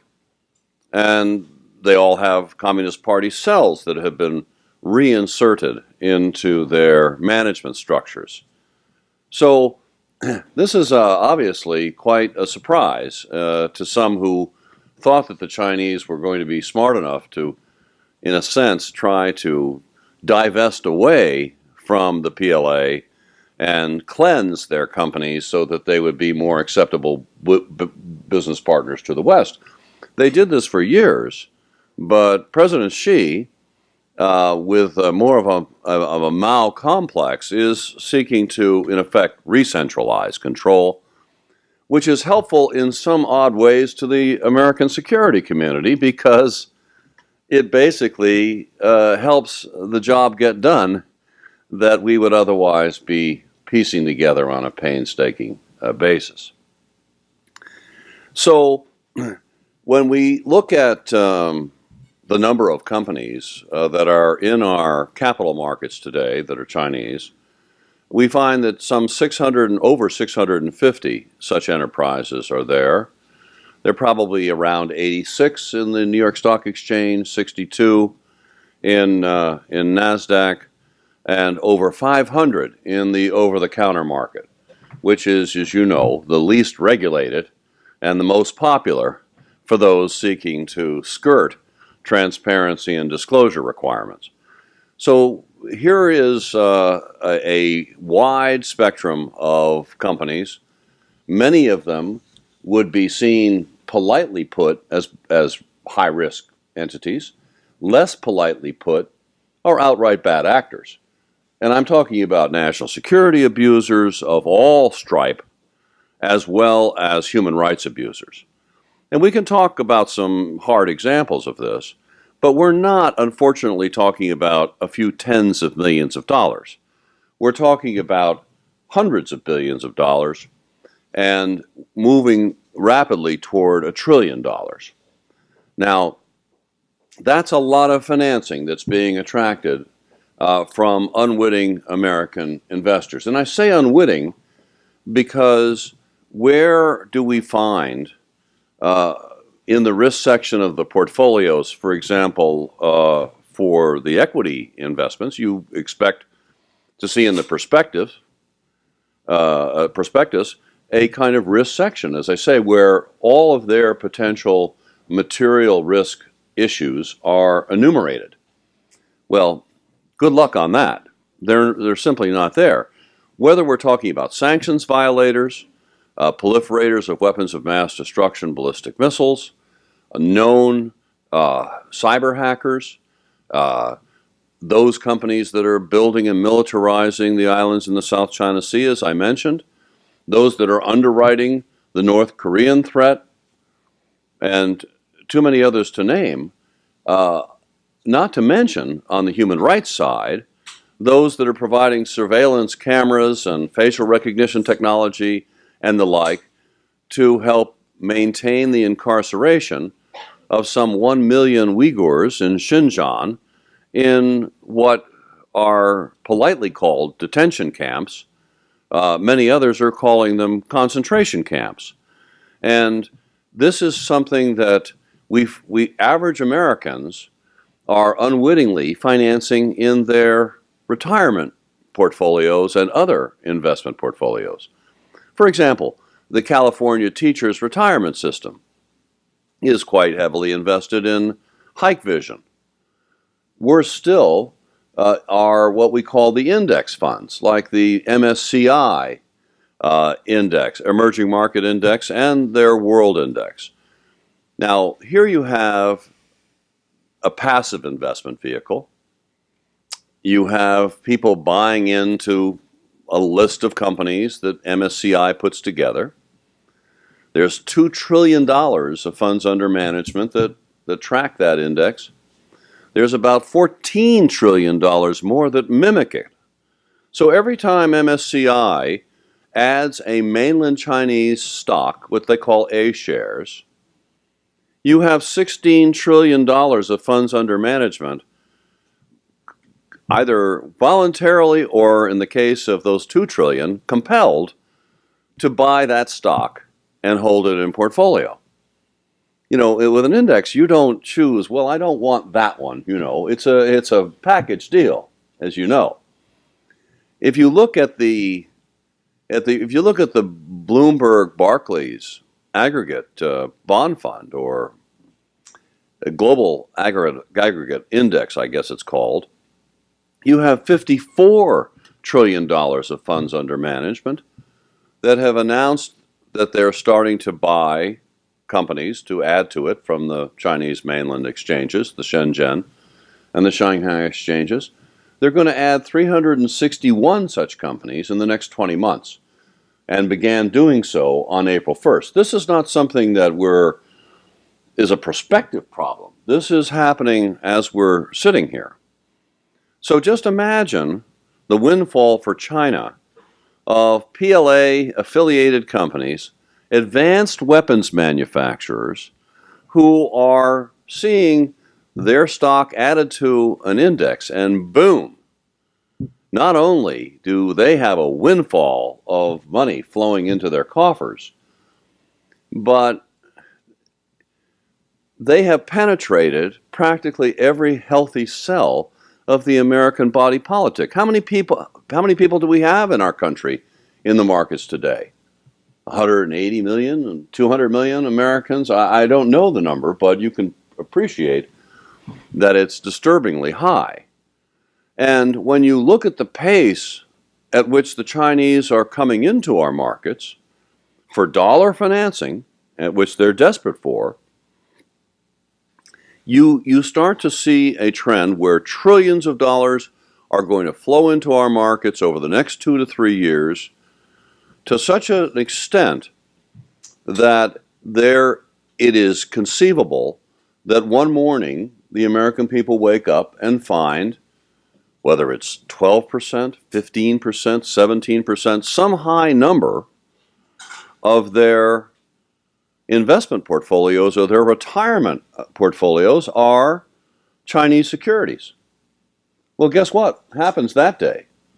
The China lobby, as we know it today, appears to be a trivial asterisk next to what's coming, when, again, these folks realize that any American penalties or sanctions toward China based on its malevolent behavior, could and probably would devalue or damage the value, another way to put it, of their retirement and pension systems. So we can't allow ourselves to be put into this situation because they will tie up the Congress and the executive branch in knots the likes we've never seen. And it is in some ways checkmate. So we're in a race, ladies and gentlemen. This is not something that we can kind of get to in the next year or two. We have to be on this now. You know, we're all talking about U.S.-China trade, justifiably, to a fairly well. What about the capital markets? Our capital markets are practically the size of the rest of the world's combined. You know, the Japanese have such onerous disclosure requirements and so much bureaucracy to get into their markets that China has all of 4 companies in the Tokyo exchanges. Why not just circumvent Japan and head for that great free lunch program in the United States, where, again, you have over 650, but that number, as we can see from these index providers, is exploding. It'll be well over 1,000 soon, if not already. I mean, we just have to keep up with it. So what do we do in this circumstance? And I do want to leave some time for a question or two. And it's really about, at minimum, disclosure and transparency. It's not necessarily cutting them out of the markets or anything so draconian that you'd have all of Wall Street and trillions of dollars mobilizing their lobbyists to come down and make sure that nothing happens to the, quote, competitiveness of our exchanges, nothing happens to the free flow of global capital, or contracting the investable universe of our fund managers. These are their lines. These are the fear-mongering that we can expect from Wall Street in that circumstance. But what happens if we're simply asking for the enforcement of market principles? What about if we're hanging our hat on disclosure? Let's have them disclose that they're a major island builder in the South China Sea, or that they have been sanctioned in the past for any number of reasons. You know, you're not finding that, again, in the risk sections today. You know, we had a case where CCCC, China Communications Construction Corporation, the largest player on the Silk Road, huge builder of the South China Sea because of their dredging operations, tried to go to the Hong Kong Stock Exchange for $1 billion IPO. We played a role in forcing the insistence that they disclose their South China Sea island building, and they refused to do so because it would mean admitting that it was controversial. It would mean that it was admitting that it was disputed at the very least, something that they absolutely ideologically found intolerable. And so it didn't happen. And so we came back and said, okay, fine, well, then get ready for the class action lawsuit because this is a material omission. This is a risk that investors need to know, and if they don't know, it can be legally actionable in a class actions context. And guess what? CCCC Dredging pulled the IPO rather than to face their masters in Beijing, having to admit that they disclosed their South China Sea involvements as a risk. Now, this is an elegant solution for us. We're taking the Wall Street principles, the market principles, and we're going to use them to advance our national security interests. And who's going to be against disclosure? It'll be very interesting. You'll see that there are people, but it's pretty transparent as to what they're up to. So I'd like to just give you a sense in closing here that there are a number of companies in the MSCI index, including Hikvision on the concentration camp side of the Uyghurs, companies like China Unicom, AVIC, China Shipbuilding. These are heavy PLA contractors. Some, like AVIC, have faced sanctions galore in the past, and yet here they are in the most privileged of circumstances. And again, something that I'm sure they pinch themselves every morning because they can't believe their good fortune. We've never put up a security-minded screen over our cap markets in the history of this country. We have never delisted a Chinese company for national security reasons in the history of our country that I know of. Well, if we're not willing to even perform the diligence ourselves, if the SEC is falling down on this because they don't accept that national security abuses and human rights abuses are a material risk to share value and corporate reputation, I can assure you they are wrong. Amen. Even from a straight investment point of view, even if you had no concern whatsoever about the security of our country, this is bad business. Amen. So I want to leave it there. Thank you. Raj, you want to take one question? Sure. We've got a number of questions. We also have Congressman Perry in the room, and I know he can't stay long. So we'll take one from you, Faith, and one from you. One question, Hi, two Faith parts. McDonald from the Institute on Religion and Democracy, and I learned everything I ever knew about capital market sanctions from Roger. I don't know if you remember when we were in 9/11 in the Rayburn building together. I do. So, well, no surprise, I'm still working on South Sudan and Sudan issues, and what you said applies so much on Africa.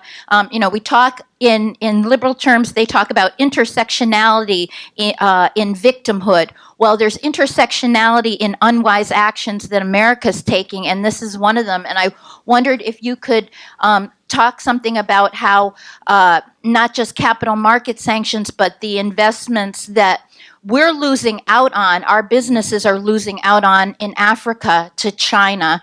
And particularly, I know that they have made inroads in South Sudan because, to get back to intersectionality, we've taken a wrong perspective on the government of South Sudan, and we've isolated ourselves from all the potential that we have of investment in South Sudan. Well, that gets to the broader issue of the predatory nature of Chinese enterprises as backed by China Development Bank, China Exim Bank, all of the state-controlled banking entities. Ladies and gentlemen, this is a rigged game. I mean, you're up against an untenable foe from a commercial perspective. Commercial terms and conditions, the profit motive, share value, all at the center of American and Western investment concerns, don't happen to be part of the equation here. They are going for a strategic play, and they are not in the habit of losing. So the point is, we are not remotely on an even playing field, and until we wake up and smell the coffee on that, I think that we're going to continue to lose our shirts. Now, the good news is that Belt and Road has been unearthed to be what many of us long suspected it was. Made in China 2025, same. So we are making progress, but now comes the time for pushback. And that's the way I would answer that. Yes. Roger, Yeah, please. we are just out That's of fine. time. So if you'll see him off air here, I'd appreciate it. You bet. We just have got to move along. Thank you very much. Roger, well done.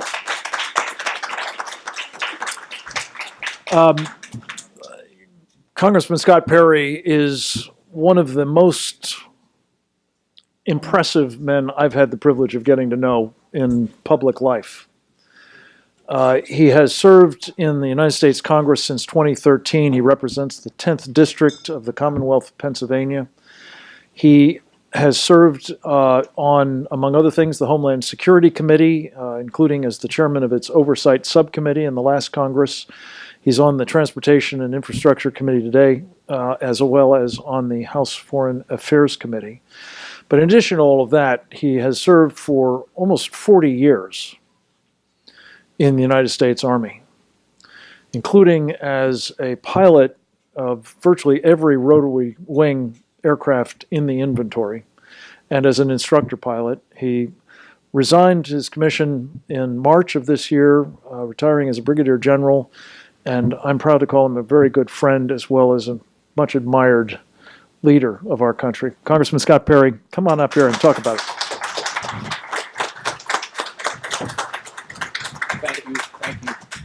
Thank you, Frank, and thanks to all of you for being here. I'm glad that somebody in America is awake.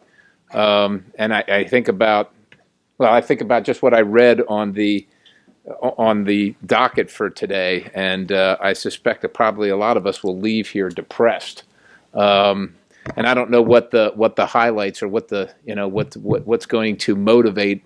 We're motivated, but what's going to make us feel good about the direction we're currently taking? I mean, I think what we're all talking about is the obvious problem and the obvious challenge that we see, but we're not finding, in my opinion, a lot, especially from right across the street here, is a whole lot of solutions, a whole lot of vision, and a whole lot of being prepared. But Frank wanted me, we could all talk. This is a fascinating list of topics here, and I'd love to stay and listen to every one of them. And you didn't have to cut the young gentleman short. I was interested in the other questions. The financing is important too. So, but here I am. So I'm going to talk a little bit about 5G, and there's probably people in the room that are more informed, educated than I am. I'm just a lowly member of Congress, but we look around. And it's pretty obvious. I mean, the president talks about the fact that we cannot afford to lose this race for 5G. And I'm thinking to myself, well, yeah, I agree with that, but I'm not sure the race isn't substantially lost already. And that's unfortunate, but just is what it is. And I think a lot of people don't recognize, understand, internalize what 5G is. I don't have one with me because it makes, this thing.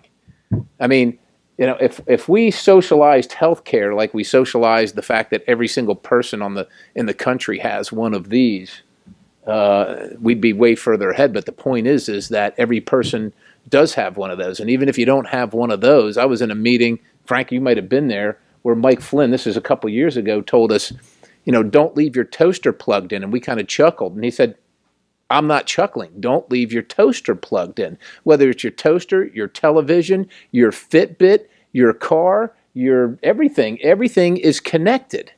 And it's connected to something. And the something is this network, which maybe it's 4G, maybe it's 3, but it's going to be 5G and beyond. And who has access and who controls that? It's like it's literally the hand that rocks the cradle. And look, I kind of live in the paradigm of a great patriot and someone I admire, and I suspect most of you do, which is Ronald Reagan, who said, in this instance, as many others, you got to trust but verify. But in this instance, you must verify and then probably still not be too trustworthy, right? Trust is born out of continued opportunities to be earned. And continuously, unfortunately, in this space, China has showed its willingness to say one thing and do another. They are a surveillance state. I mean, if you think about the fact that they from a legislative, from a legal standpoint, incentivize and almost demand that every individual and every business concern collect information and bring it back. I mean, it's breathtaking to me. Look, I'm so thrilled that President Trump has taken the stances that he has, because no other president has been willing to do it at all, in my opinion. Every time I see the president, if there's a moment to get the subject in, I want to tell him to go further. Push the throttle the whole way. And to me, it should be fairly simple. Our policy, whether it's 5G or China, just in general. And I know he's trying to get a good trade deal, and we need to have a good deal. I don't know.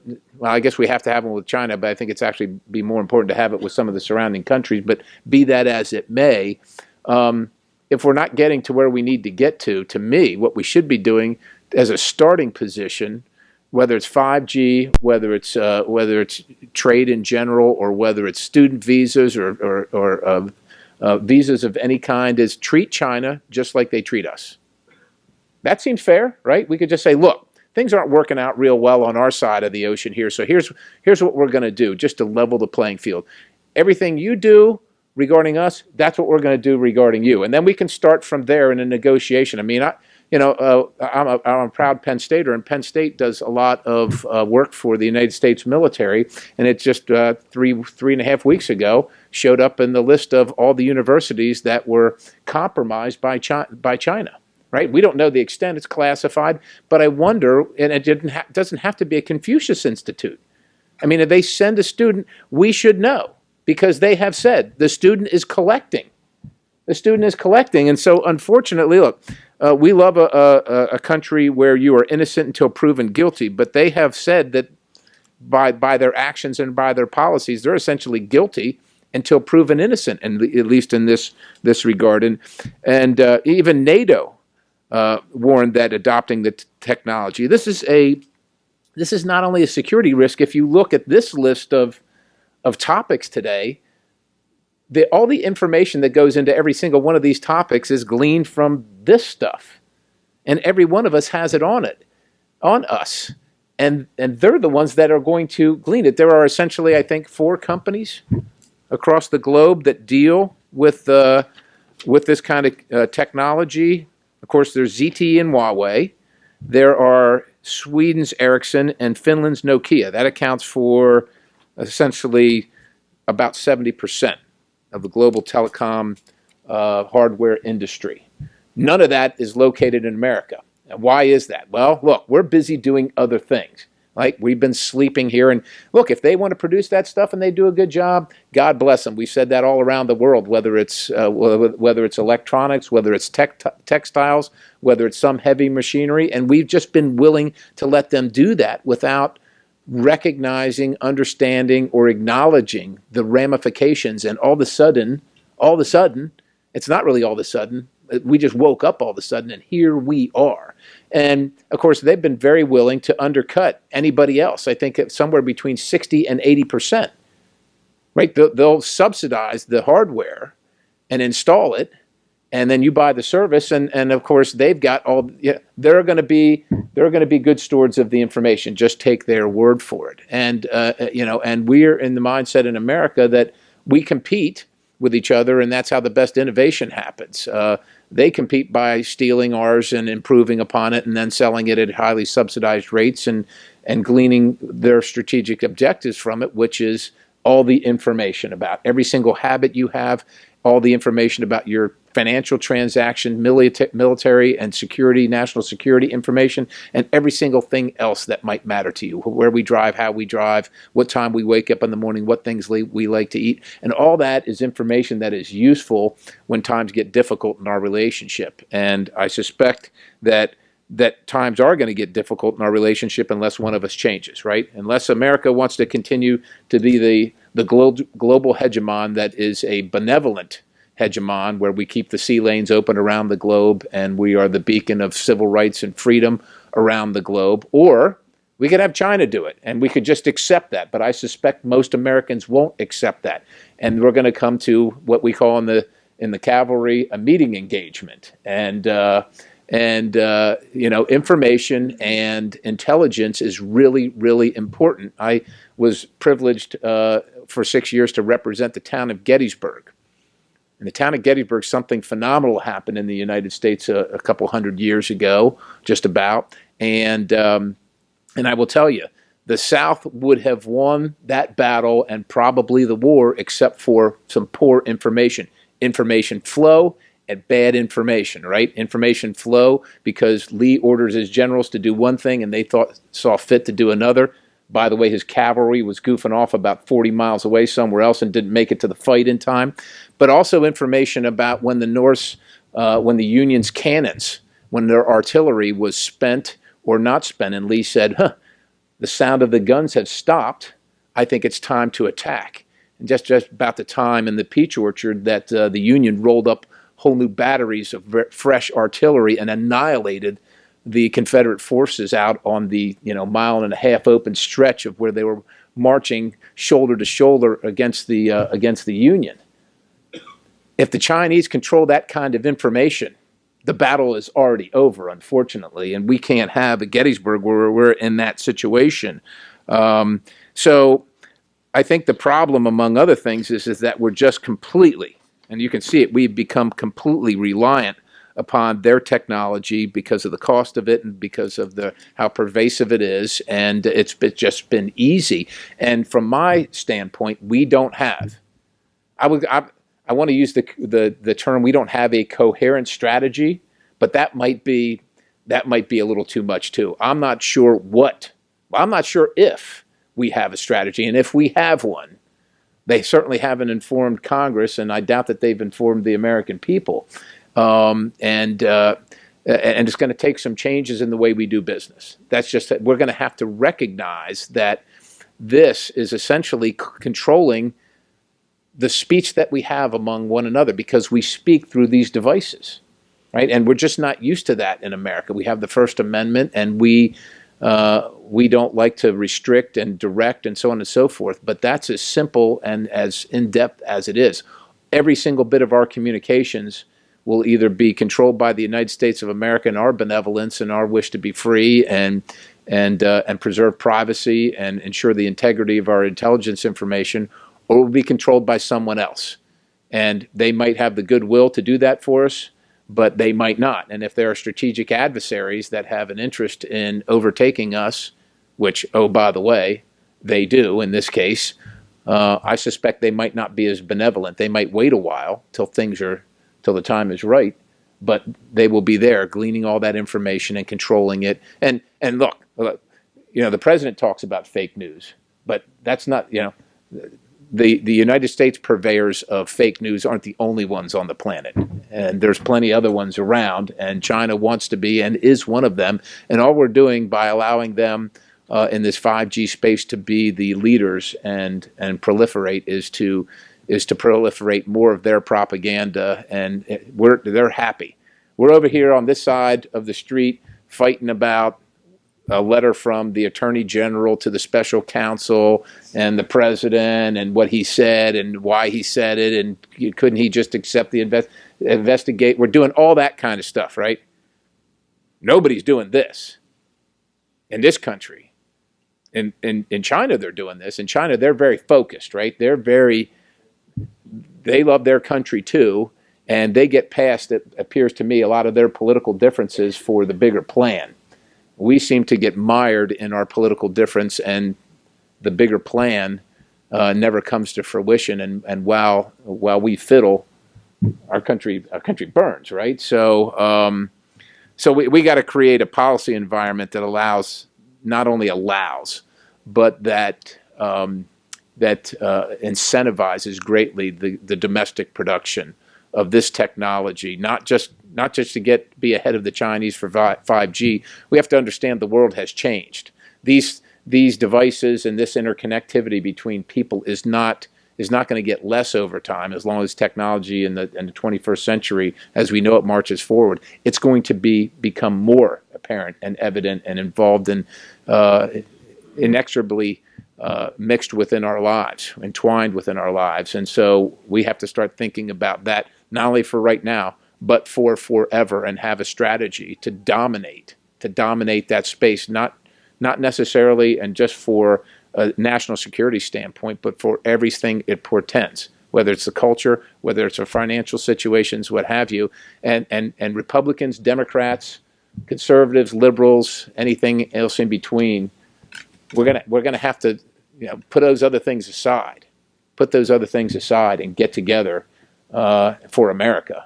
And that's not where we are right now, but it has to happen. It simply has to happen. So God bless you. Thanks for what you do. We appreciate your involvement. Yeah, absolutely. Yeah, absolutely. We are pressed for time, but we will take a question. We'll start with you, ma'am, because we missed you the last time. Yes, ma'am. I'm Simone Gao. Simone? Yes, producer and host of Zooming In, in-depth report program from NTD TV. So in one of my episodes, I compared President Reagan to President Trump. In 1980s, President Reagan used economic warfare as essentially a means, like a tool, to defeat the Soviet Union.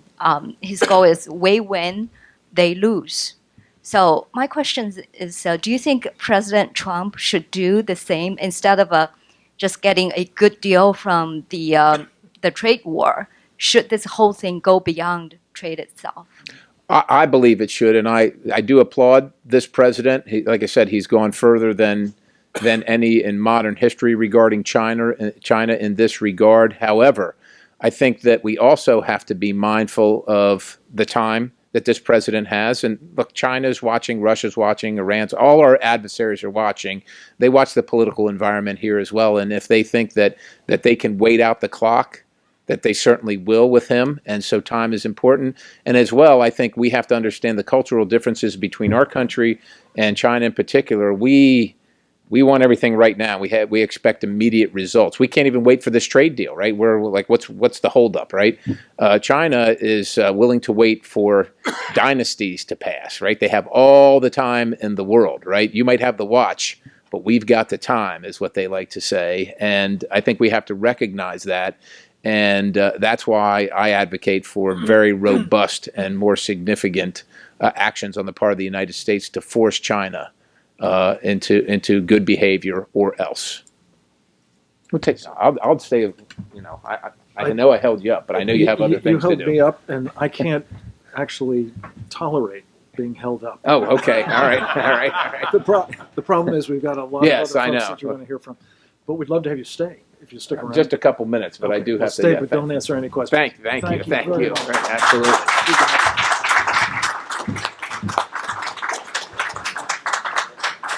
I am so sorry, and I know you're disappointed, but we've got some excellent other presentations that I want to make sure we have time for.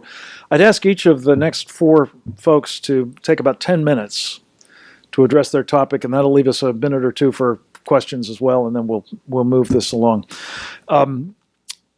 Having had that bracing description of the challenge that we're facing, both economically and strategically from China, I think it's a perfect send-up for our next speaker. He is Shali Kumar, who has a distinguished record of accomplishment in the business space, including now as the chairman, as I understand it, of AVG Technologies, Advanced Technologies. Have I got that right? He is also a man who served as the chairman of the Indian Advisory Board for the Trump campaign and has been involved with the Asian Pacific American Advisory Committee to the Trump-Pence administration. So it's delightful to have him with us to talk a bit about what the Chinese have been doing to attack and take down America's manufacturing base. Mr. Kumar, thank you very much for joining us. Welcome.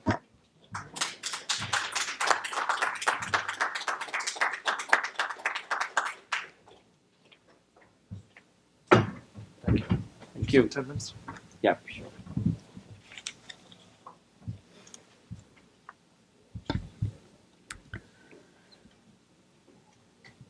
Good afternoon. We were going to make a PowerPoint presentation with a beautiful LED wall, but most of these walls get made in China, so they found out that I was going to do that. So somehow it's not here, but we made another provision, so you guys have a presentation. We printed them out, so we'll follow along with that. Let there be no doubt that China has waged an unrestricted war on American manufacturing for the last 30 years. It has been strategic, long-term, sustained, and beautifully executed from China's perspective, taking full advantage of American democratic institutions. The bad news is they have won. If 85% of what we give to each other at Christmas is manufactured in China. And American military has hard time finding tool makers in the United States. I would say they probably have one.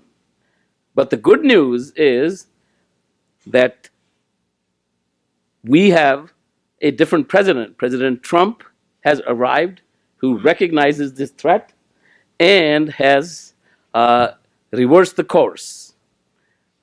So, we are in a different direction now, but there's a lot more that has to be done to reverse the course. Now, somebody here mentioned that China is not expansionist. I'd like you to turn to a presentation on my second page, 1959, 1962, Hindi Chini Bhai Bhai. But that means Hindi Chini. This was a phrase coined by then Premier of China, Chou Enlai. This was when I was 13 years old.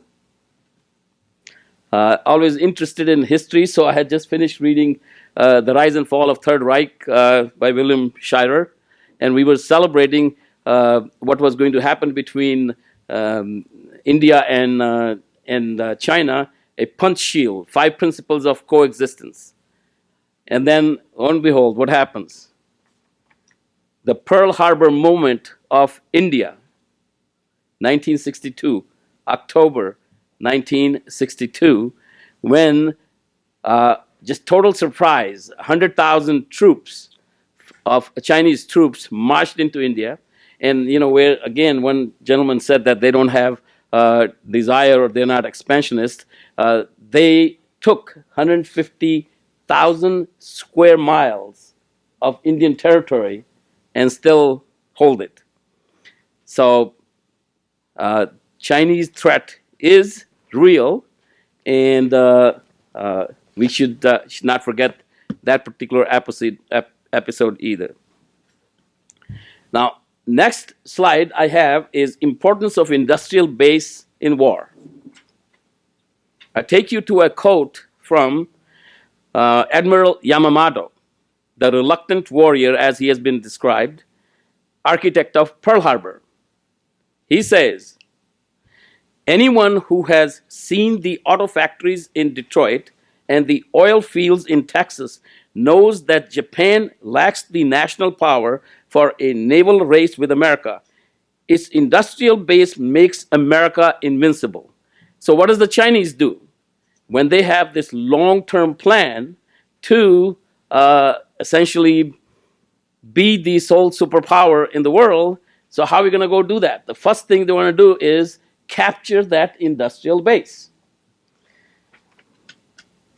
So next slide, you look at it, you see the tale from 1987 to 2014. This was Guangzhou in 1987. You see on the left? Bicycles, dark, black, and today's, or actually not today's, 2014. This is a picture of Guangzhou in 2014. And if you look at parallelly the same thing, what happened in 1987 in what was Elk Grove Village. I'm from Chicago. Elk Grove Village was a beautiful village. It was the most prosperous county in manufacturing at that time. Every block had 8 factories. Today, or 2014, that same Elk Grove Village hardly has any businesses. 1 out of 10 factories is open. So China is the manufacturing capital of the world. They make 85% of air conditioners, 70% of all mobile phones, 80% of all devices in the world. And we export, or China exports, close to $2.8 trillion a year worldwide. Out of that, $550 billion is to the United States. That increases by 10% per year. Chinese exports to the United States include something like 160 billion a year in electronics. And I speak about electronics because that's my field. I'm an electronics guy. So the next slide, what you see is how did China do it? They made a plan in 1995 to increase exports to US from 45 billion to 450 billion in 20 years. To build subsidized Western standard manufacturing plants, provide subsidized lodging, transportation, and training, set up quality standards acceptable to US customers, organized major trade fairs to bring US and Western customers to visit China and see the products and the factories. Initially, even paid for trips. They hired American sales force to convince major Wall Street companies to set up shop in China. Targeted American manufacturing one by one. I'll give you a very simple idea here. If China tomorrow decides they want to make Boeing bankrupt, they could target Boeing in 10 years, they could make Boeing go bankrupt. They target industry by industry. And I've been up and close in that whole phenomenon. So in electronics, what they are manufacturing and shipping to the United States, computers, telephones, LCDs, monitors, ICs, videos, products, just about everything electronic you can think of. We heard a lot about 5G today. Okay, so in 5G, the one protection is that if we bring all the semiconductor manufacturing back to the United States, we'll control it. But that's not the case right now. In terms of tariffs, the president has started the right process, but I take you to the last slide, case for bringing manufacturing back to U.S. by proper selection of HS codes in applying China tariffs. So, is everybody on this page?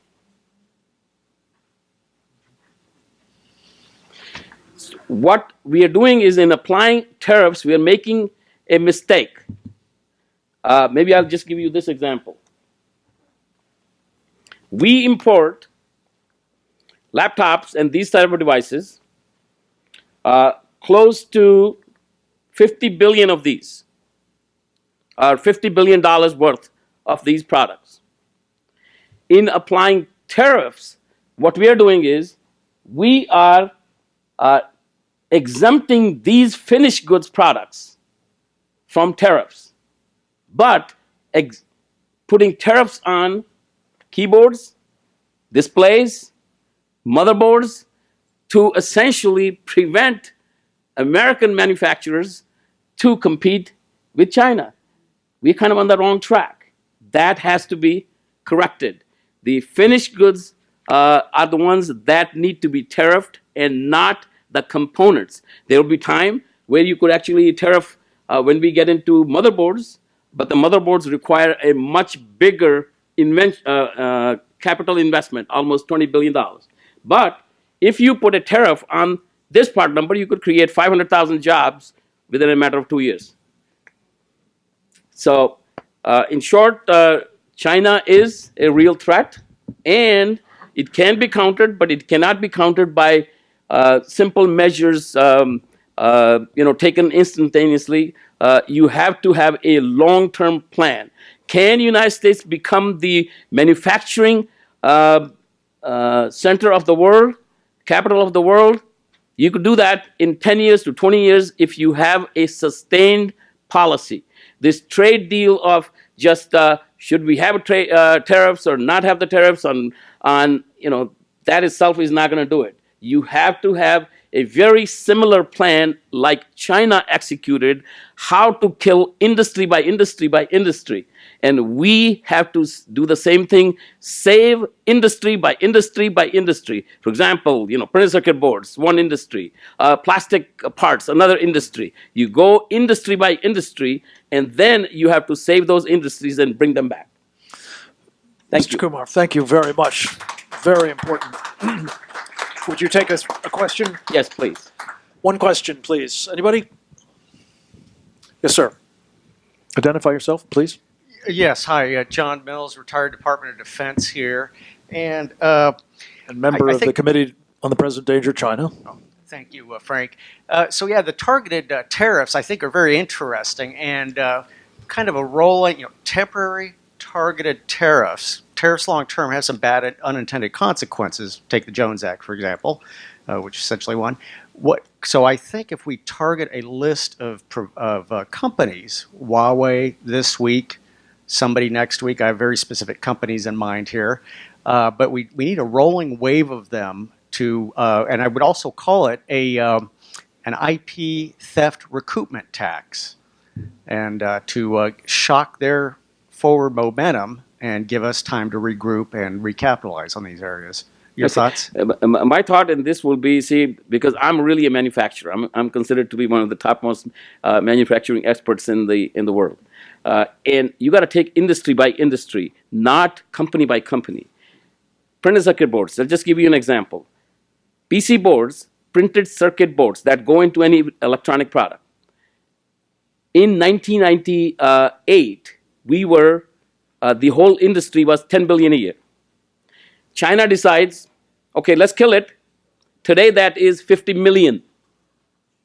From 50 billion to, from 10 billion to 50 million in 10 years. They accomplished it in 10 years. Very strategic plan.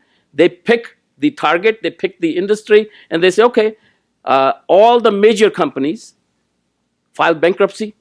And then you know what they did? And American courts, in a way, helped that also. But that's why I had said institutions, democratic institutions. What they did is they bankrupted the entire industry, all the major players that had a capital equipment overall of something close to $15 billion. You know how much they paid for it? Because they had to all auction. So all the equipment moved back moved to China because they paid something like a penny on the dollar. So they target industry by industry by industry. And that's how, and it cannot be done just on a tariff for 2 months, or tariff for 6 months, or tariff for 1 year. Because American entrepreneurs and companies will not invest if it was not long term. You could phase, let's say initially for PC boards, it could be 25% initially, could be phased 20%, 15% as it recovers, but it has to be long term. Thank you. Very much. Appreciate you being here. Well, moving right along, I'm going to give a very brief introduction. Bob Fu has been with us before. He is also a member of our Committee on the Present Danger China. He is a former dissident inside China. He is these days a leading activist outside of it, through the vehicle of specifically his non-governmental organization, China Aid. And we've asked him to talk a bit about what China's Communist Party is doing to wage war on people of faith. Bob Fu, welcome.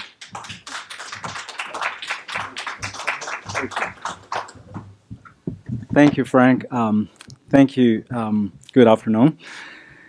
Really, the CCP and President Xi have launched a war on faith, which is part of his wars on civil society, actually, since he took power. For instance, his war against the rule of law, the human rights lawyers, hundreds were rounded up, and some end up in prison and still disappeared today. And the war on faith, actually, I need to elaborate that. It's not the war actually on all faiths. We have to understand that.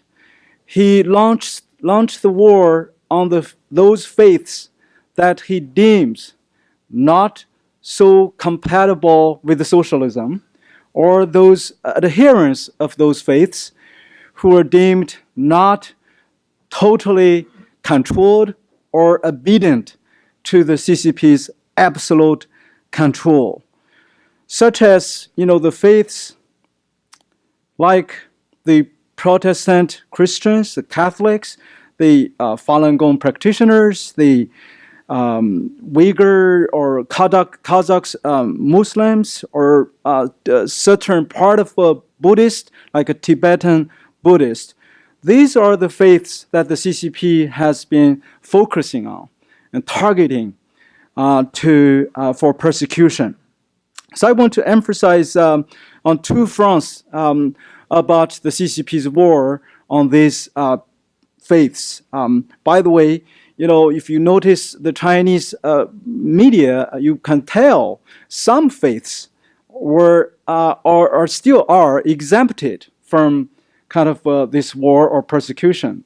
For instance, some part of Buddhism, some like Daoism in general, they were not only exempted from persecution, but because of their submissive or totally kind of obedient to the Communist Party's control, they were encouraged to grow. Actually, even some Communist Party officials would attend their official religious ceremonies.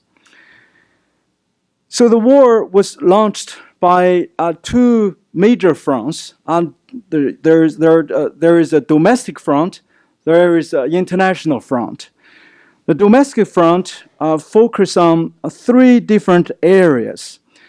First, the CCP try to use the name of Sinicization, which literally means like to become Chinese. Like any faith has to be separated from any international kind of branches or your faith tradition.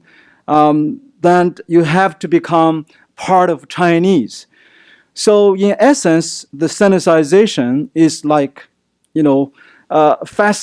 fascification. It's like during the Nazi time. It's a nationalism, a communist version of their faith. So CCP basically, in all these major faiths that they are targeting, they call it doctrinal reconstruction.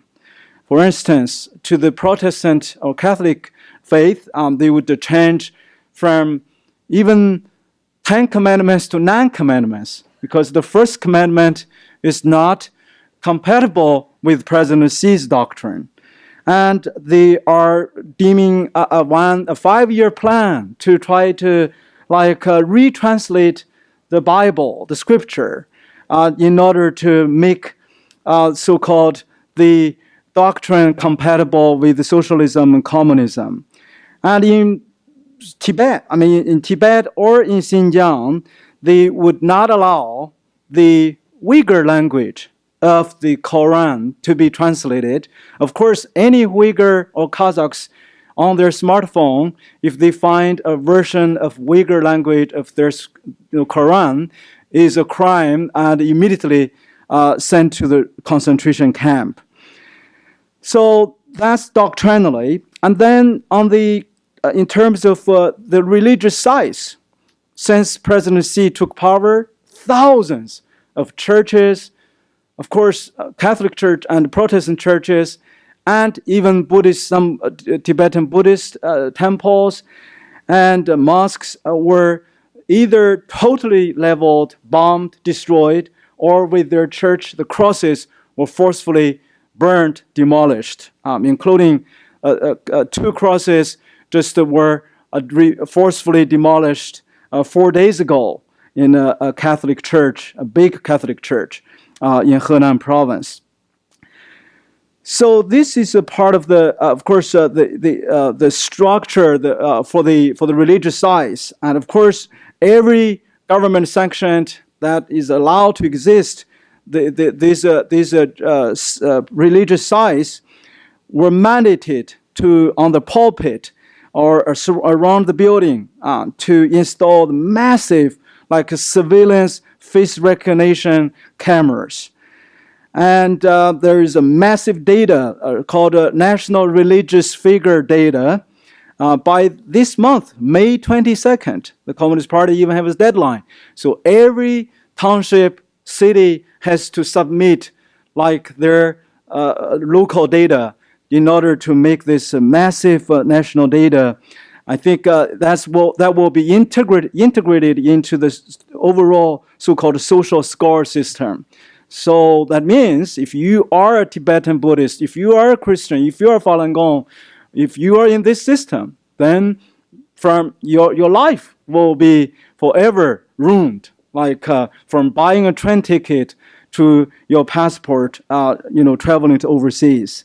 And of course, every arrested, these religious persecuted faithfuls are forced to basically to take their DNA and blood test. So this is part of the massive surveillance. And thirdly, from doctrinal to organization, I mean the worship size control to organizational and personnel control.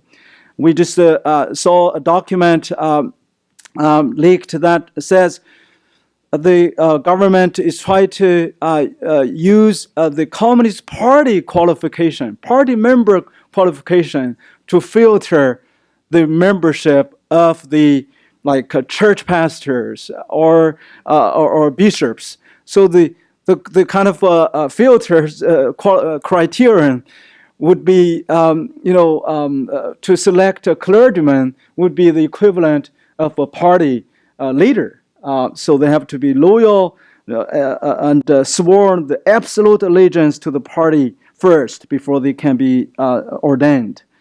And of course, there are thousands of church leaders and religious faithfuls were arrested, tortured. Last year alone, to the Protestant churches, over 50,000 Christians were being tortured and physically and emotionally. And I have our well-documented report, and I still have a few copies. If you want a copy, you're welcome to pick up.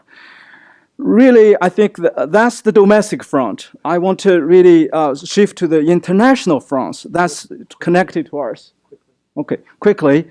The international fronts, I would say the CCP used the three kind of approaches. First, the propaganda. Every year, the CCP, since 2008, has budgeted and spent $10 billion US for overseas propaganda effort, according to BBC. And comparatively, the US public diplomacy budget is only merely $660 million US every year.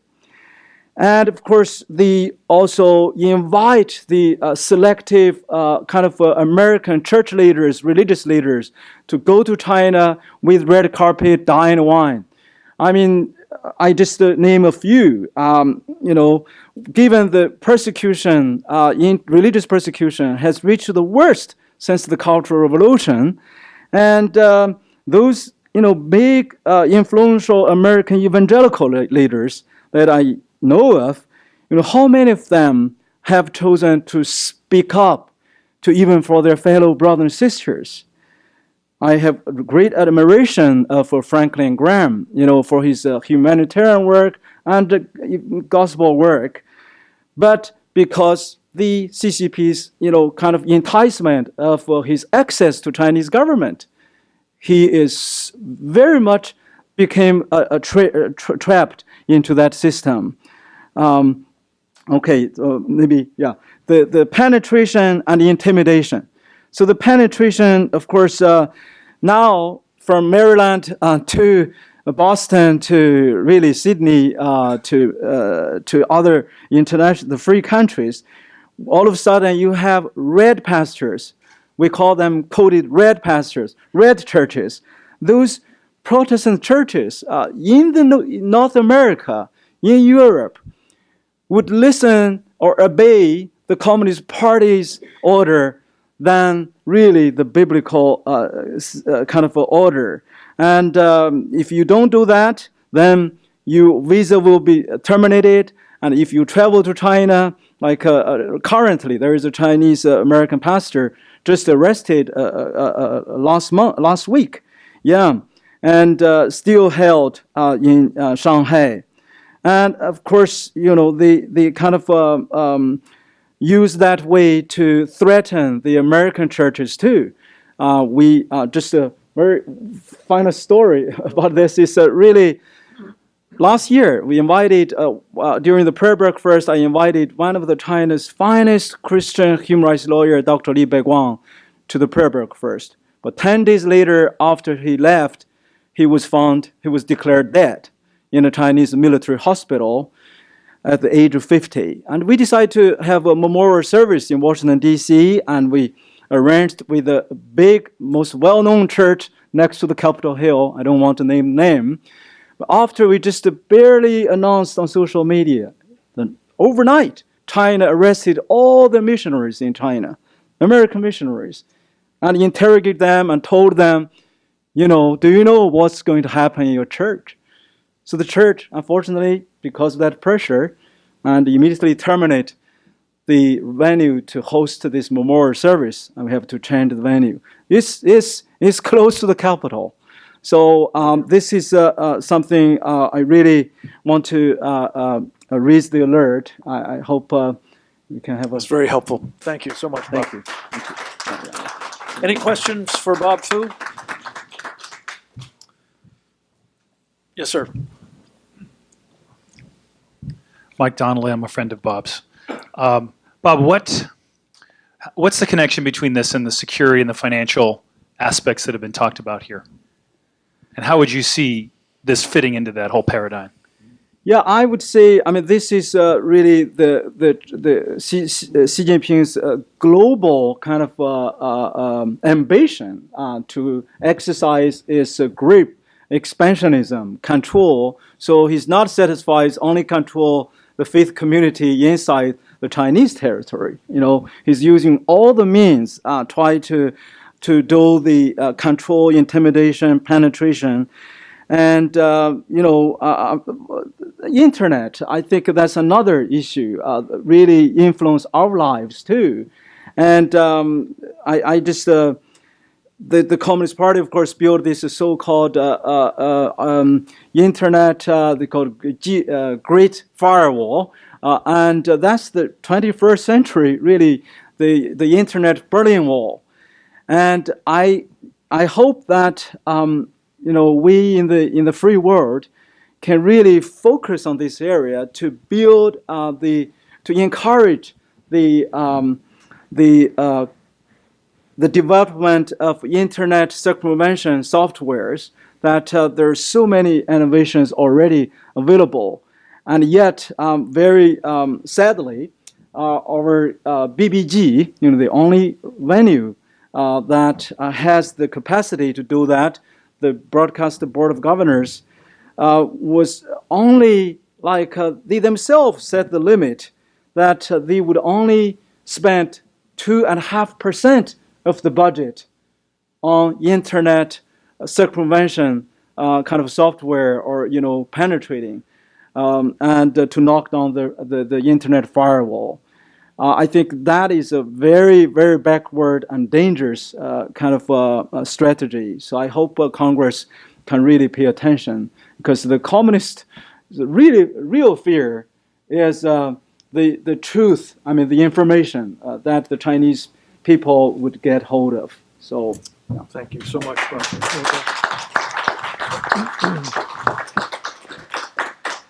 This is actually a perfect send-up to our next presenter. I did want to just mention one thing that always comes to mind when I hear reference made to the Great Firewall of China, and that is Bill Clinton's response when it was first announced that the Chinese were going to take steps to try to secure the internet from the outside. In classic fashion, he said, "Good luck." Well, the Chinese have demonstrated an unbelievable ability to control information, which brings us to our next speaker, Alan Zhang. He has, for the past 16 years, been the CEO of a terrific little startup enterprise only in America. It's called Sound of Hope. He has been broadcasting both inside the United States to the Chinese expat community in Mandarin, and I believe he has made a concerted effort to get his message back into China as well. I'm very appreciative of him taking a very few minutes, because we are running a little bit late, to tell us about both his work and what the Chinese are doing to try to counteract it, much in the way that Bob talked about, by penetration here. Yeah.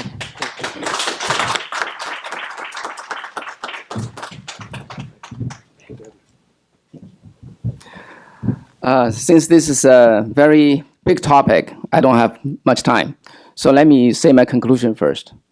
Okay, the information war has been going on for a long time. I want to show you that how bad it has gotten and what's the solution.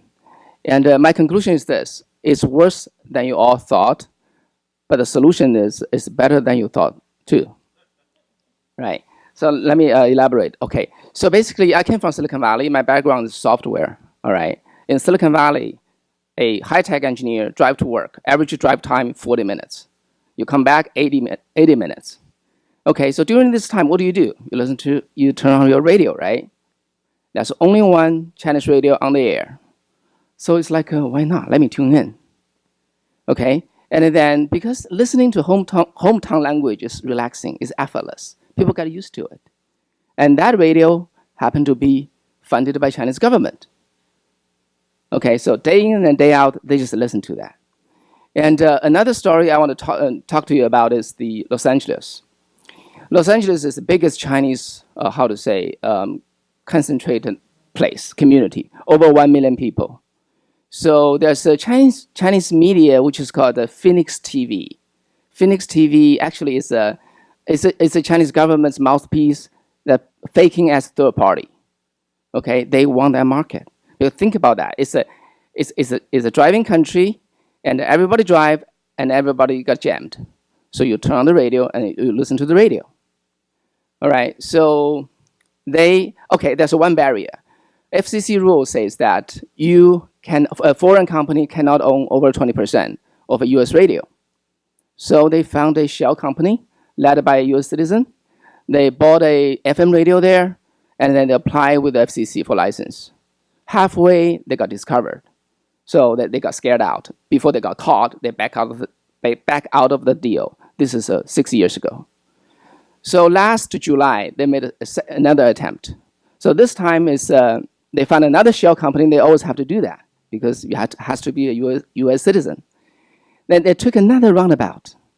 They went to Mexico. They bought a gigantic Mexican station, AM 690. It's called the Border Blaster. Okay, per NAFTA agreement, those Mexican mega stations can broadcast into this country, our country, freely. So AM 690 cover entire San Diego and the Los Angeles area. All right, it is 8 times the power-wise as large as the existing Chinese radio over there. So basically, once they come in, very simple, in 3 years, they're gonna dominate in the market. They're gonna wipe out all the competition. All right, so then a small radio station over there, community radio, and Dr. Winston Shah, and he discovered that out. He said, what is this radio? So we dug in, and we found out the whole scheme. Okay, very careful path. They're able to buy this radio. And then there's one little barrier. Okay, Mexico has no problem with this. Just buy it. We don't mind. But FCC retain one right. For program produced in this country, you transmit that program to the radio tower in Mexico, you need FCC permission. Okay, so they apply that permission. FCC, no problem. They approved it. And then as a last step, they publish a public notice. So in 1 month, anybody object to it, raise your hand. So Dr. Xia raised his hand. He said he filed a petition to deny. This is threatening our national security. And also this is de facto control. Phoenix Radio is buying this, but through a shell. This is wrong. Misrepresentation. So since then, back and forth, there's this legal fight, and then this thing is still going on. As of now, still going on. So I'm running around trying to get the administration to pay attention to this and to deny this. Another story is boss of the existing Chinese radio. Okay, and in that station, once 690 move in, he will be doomed. 30 years build up, he will be doomed. So I contact him. I say, how about we work together? We stop them. You know what is his answer? He said, I want to stay out of this. That's his literal answer. You know, how do you understand this? So we don't know what's the other arrangement made behind the scene. Okay, I cannot discover that. But I can understand the general picture. Every Chinese media operator in this country, most likely they came from China. They need to go back to China. They have a relative in China. They need to do business in China. So through a threat or a lure, the party, CCP, can always bring them in line. All right? So as of now, over 95% of Chinese American media has fallen. Okay? And hundreds of media owners and professionals go to China every other years, okay, attend something called the World Chinese Media Forum, where they get funding and sign a deal under the table, and then get the support of the Chinese government. And those media who hasn't yielded probably is over there in that table. So yeah, so that's the situation. And what about our defense? Okay, Dr. Xia and I, we were in the front line for nearly 20 years. I put it this way: we are a citizen army, precisely militia. Okay, we're the militia there. We create our own weapon, and we made our own ammo, and we find our own supply. We work with U.S. government. We never found any support. Okay, the reason is this. Okay, the reason is all the major program and operation of anti-defamation and disinformation stay with the State Department. Okay, DOD sent them $40 million 2 years ago. Okay, however, there's one problem. The Department of Defense, they only fund operation outside of U.S. DOS, right? It's like a foreign ministry. Other countries understand it, so they cannot apply. Okay, so and then at the case of 690, I went to FBI and they said, unless it's criminal, we cannot do anything about that. So what I see is this: on the information war, we have this battle line. Okay, everywhere you look at this, there's one gap, one piece of gap, which is called United States of America. We have no defense to this country. They can freely invade in and do whatever they want. We don't have any program to defend them off. And then, so now I want to just talk about quickly three solutions. Okay, first, the program and operation of anti-propaganda and disinformation, part of it needs to move out of DOS and into Homeland Security. That's a must, okay? And second, for whichever Chinese media who go to Beijing and sign a deal, get the funding, get their content, they need to conform to the FIRA. They need to register themselves as a foreign agent. That single step is very, very powerful. The third one, FCC, they need to have a differentiating treatment of those foreign radio buyer. Now FCC Congress want to drop this that 20% rule because it's preventing Australian buying U.S. radio with their money. This is what this country need. But if they drop that, the only resistance is gone. Chinese is going to buy into it.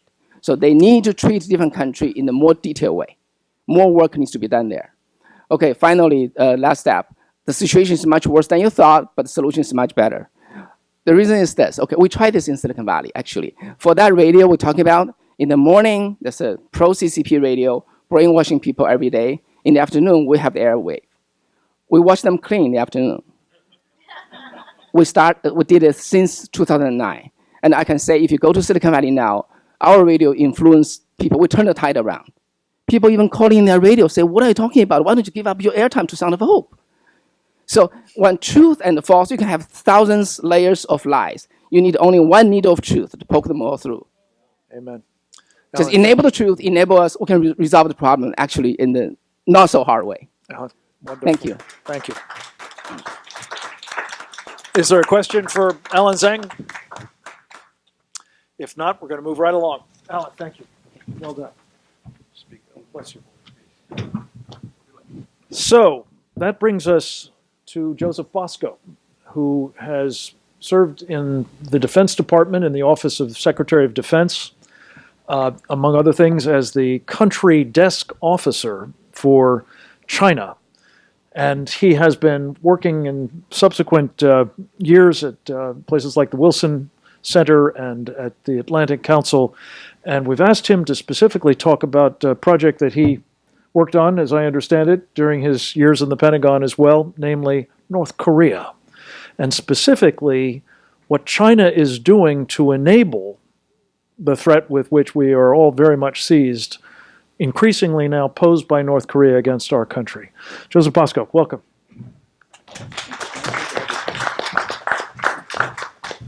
Also a member of the Committee on the Present Danger of China.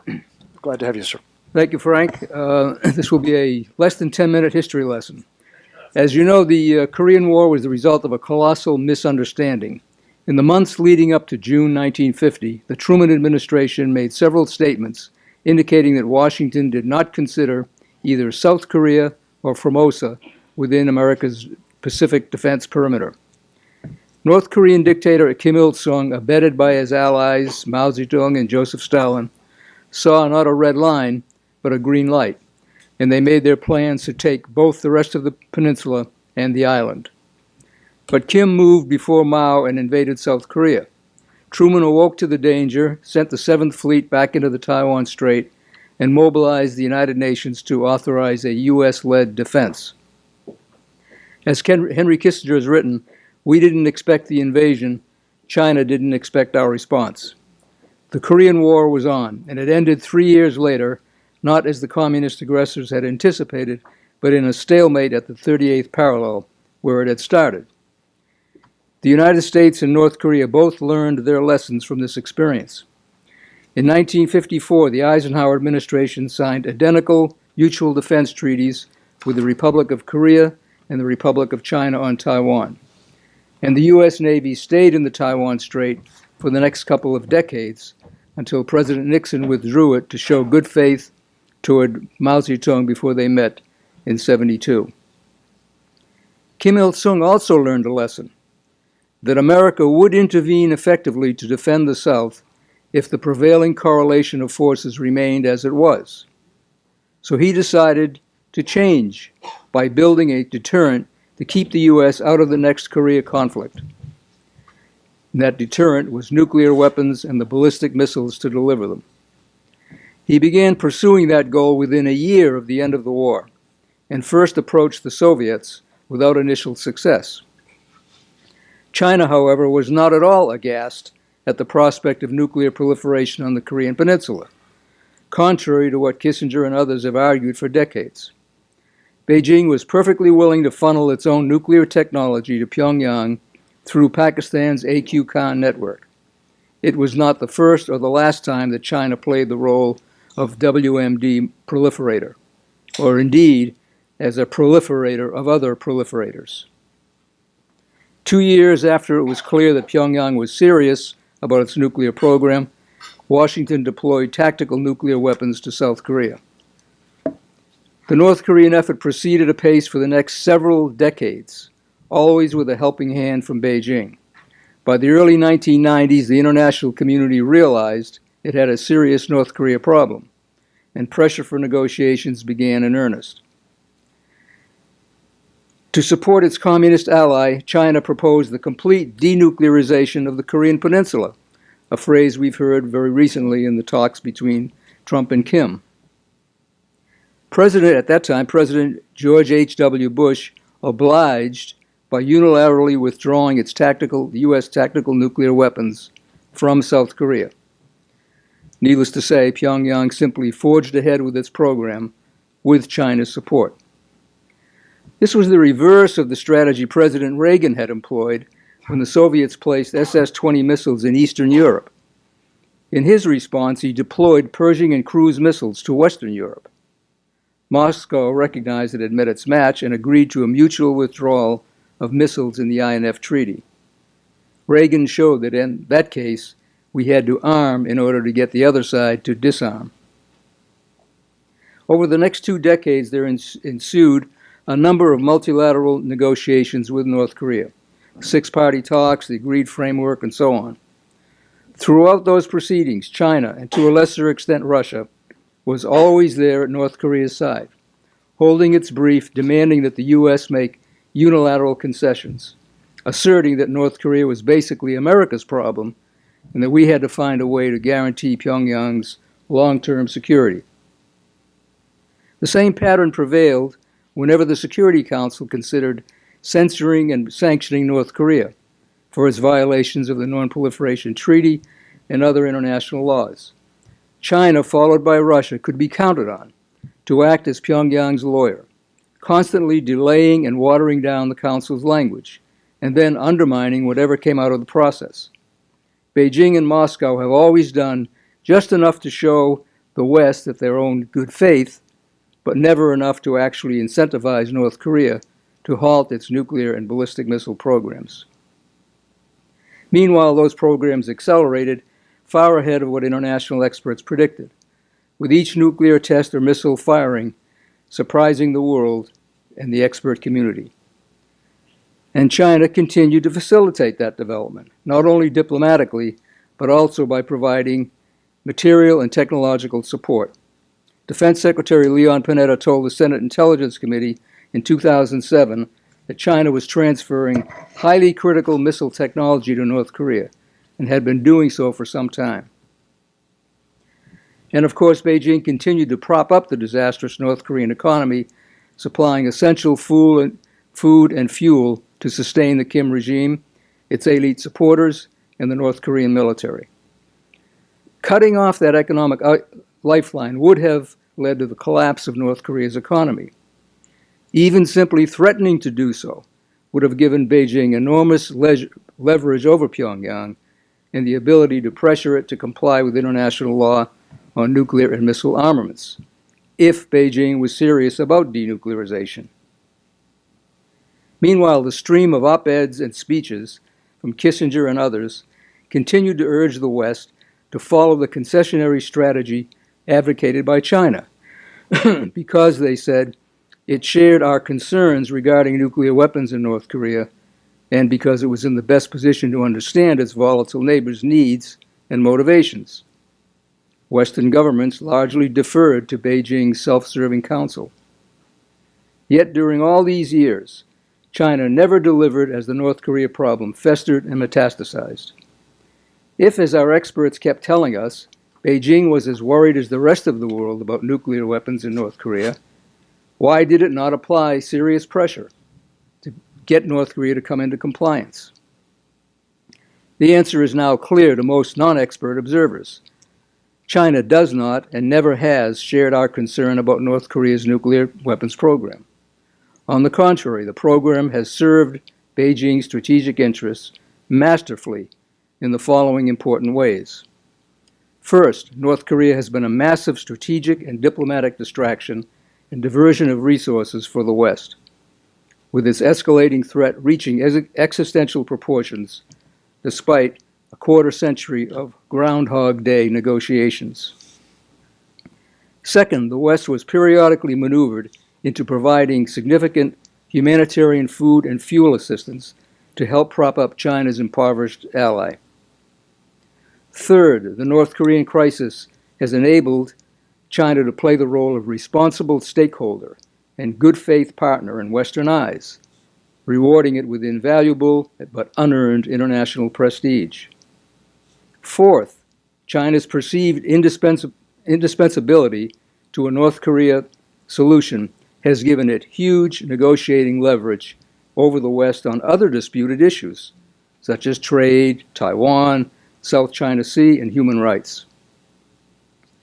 Finally, the successful China-North Korea good cop, bad cop strategy has weakened U.S. counterproliferation efforts, particularly with Iran, providing yet another strategic distraction very useful for diverting attention from what China was doing during all this time. For China, then, North Korea has been the gift that keeps on giving. That would explain Xi Jinping's last-minute intervention before the first Trump-Kim meeting, which seemed to promise a breakthrough. This, despite years of Beijing telling Washington that North Korea is a bilateral issue for it to solve. After that Xi-Kim meeting, North Korea's negotiating posture perceptibly stiffened with a series of old-style insults against the president's national security team in an obvious attempt to isolate the president from his savvy advisors. As President Trump recently noted, China is presently undermining the existing sanctions, but he said it's okay. Beijing clearly does not want to lose the strategic asset that a nuclear North Korea has been for it. As this committee's mission statement warns, even getting a solid trade agreement with China will not by itself resolve the broad array of issues on which it is challenging the United States and the international order. North Korea is one of those, and that is not okay. Thanks. Take a question? Sure. Is there a question for Joseph Bosco? Seeing none? I'll agree. Wonderful. Okay, thanks, Frank. Thank you so much, Jim. I have to say, I've listened to a lot of speeches about North Korea over the years, and that is by far the most insightful and I think accurate I've ever heard. So, Joe, I really appreciate you being here and making that really important contribution. It is a distinct pleasure and great honor to be able to welcome to this threat briefing a man who I believe takes as seriously as anyone in public office the threats to our country, specifically to our homeland. And that's a good thing because he is the chairman of the Senate Homeland Security Committee. And we would expect nothing less of him, but often we have gotten considerably less than that from United States senators, I'm sorry to say, having served as a staffer in there for some years. Ron Johnson is, of course, from Wisconsin. He was first elected to the Senate in 2010. He describes himself as a businessman. I like to think he took to heart the advice that Dustin Hoffman got in The Graduate, plastics, which he succeeded at handsomely. But fortunately for all of us, he did come into public life and with a sense that there was a need for somebody who could bring a businessman's acumen to the challenge of making less of a mess out of the swamp. We are honored to have him here to talk a bit about China and to share with us his thoughts on the sorts of things that we've been talking about throughout the day, and that I know he has been giving a lot of thought to in his present capacity, also as a member of the Senate Foreign Relations Committee. It's, as I say, with great appreciation that I say welcome to you, Senator Johnson.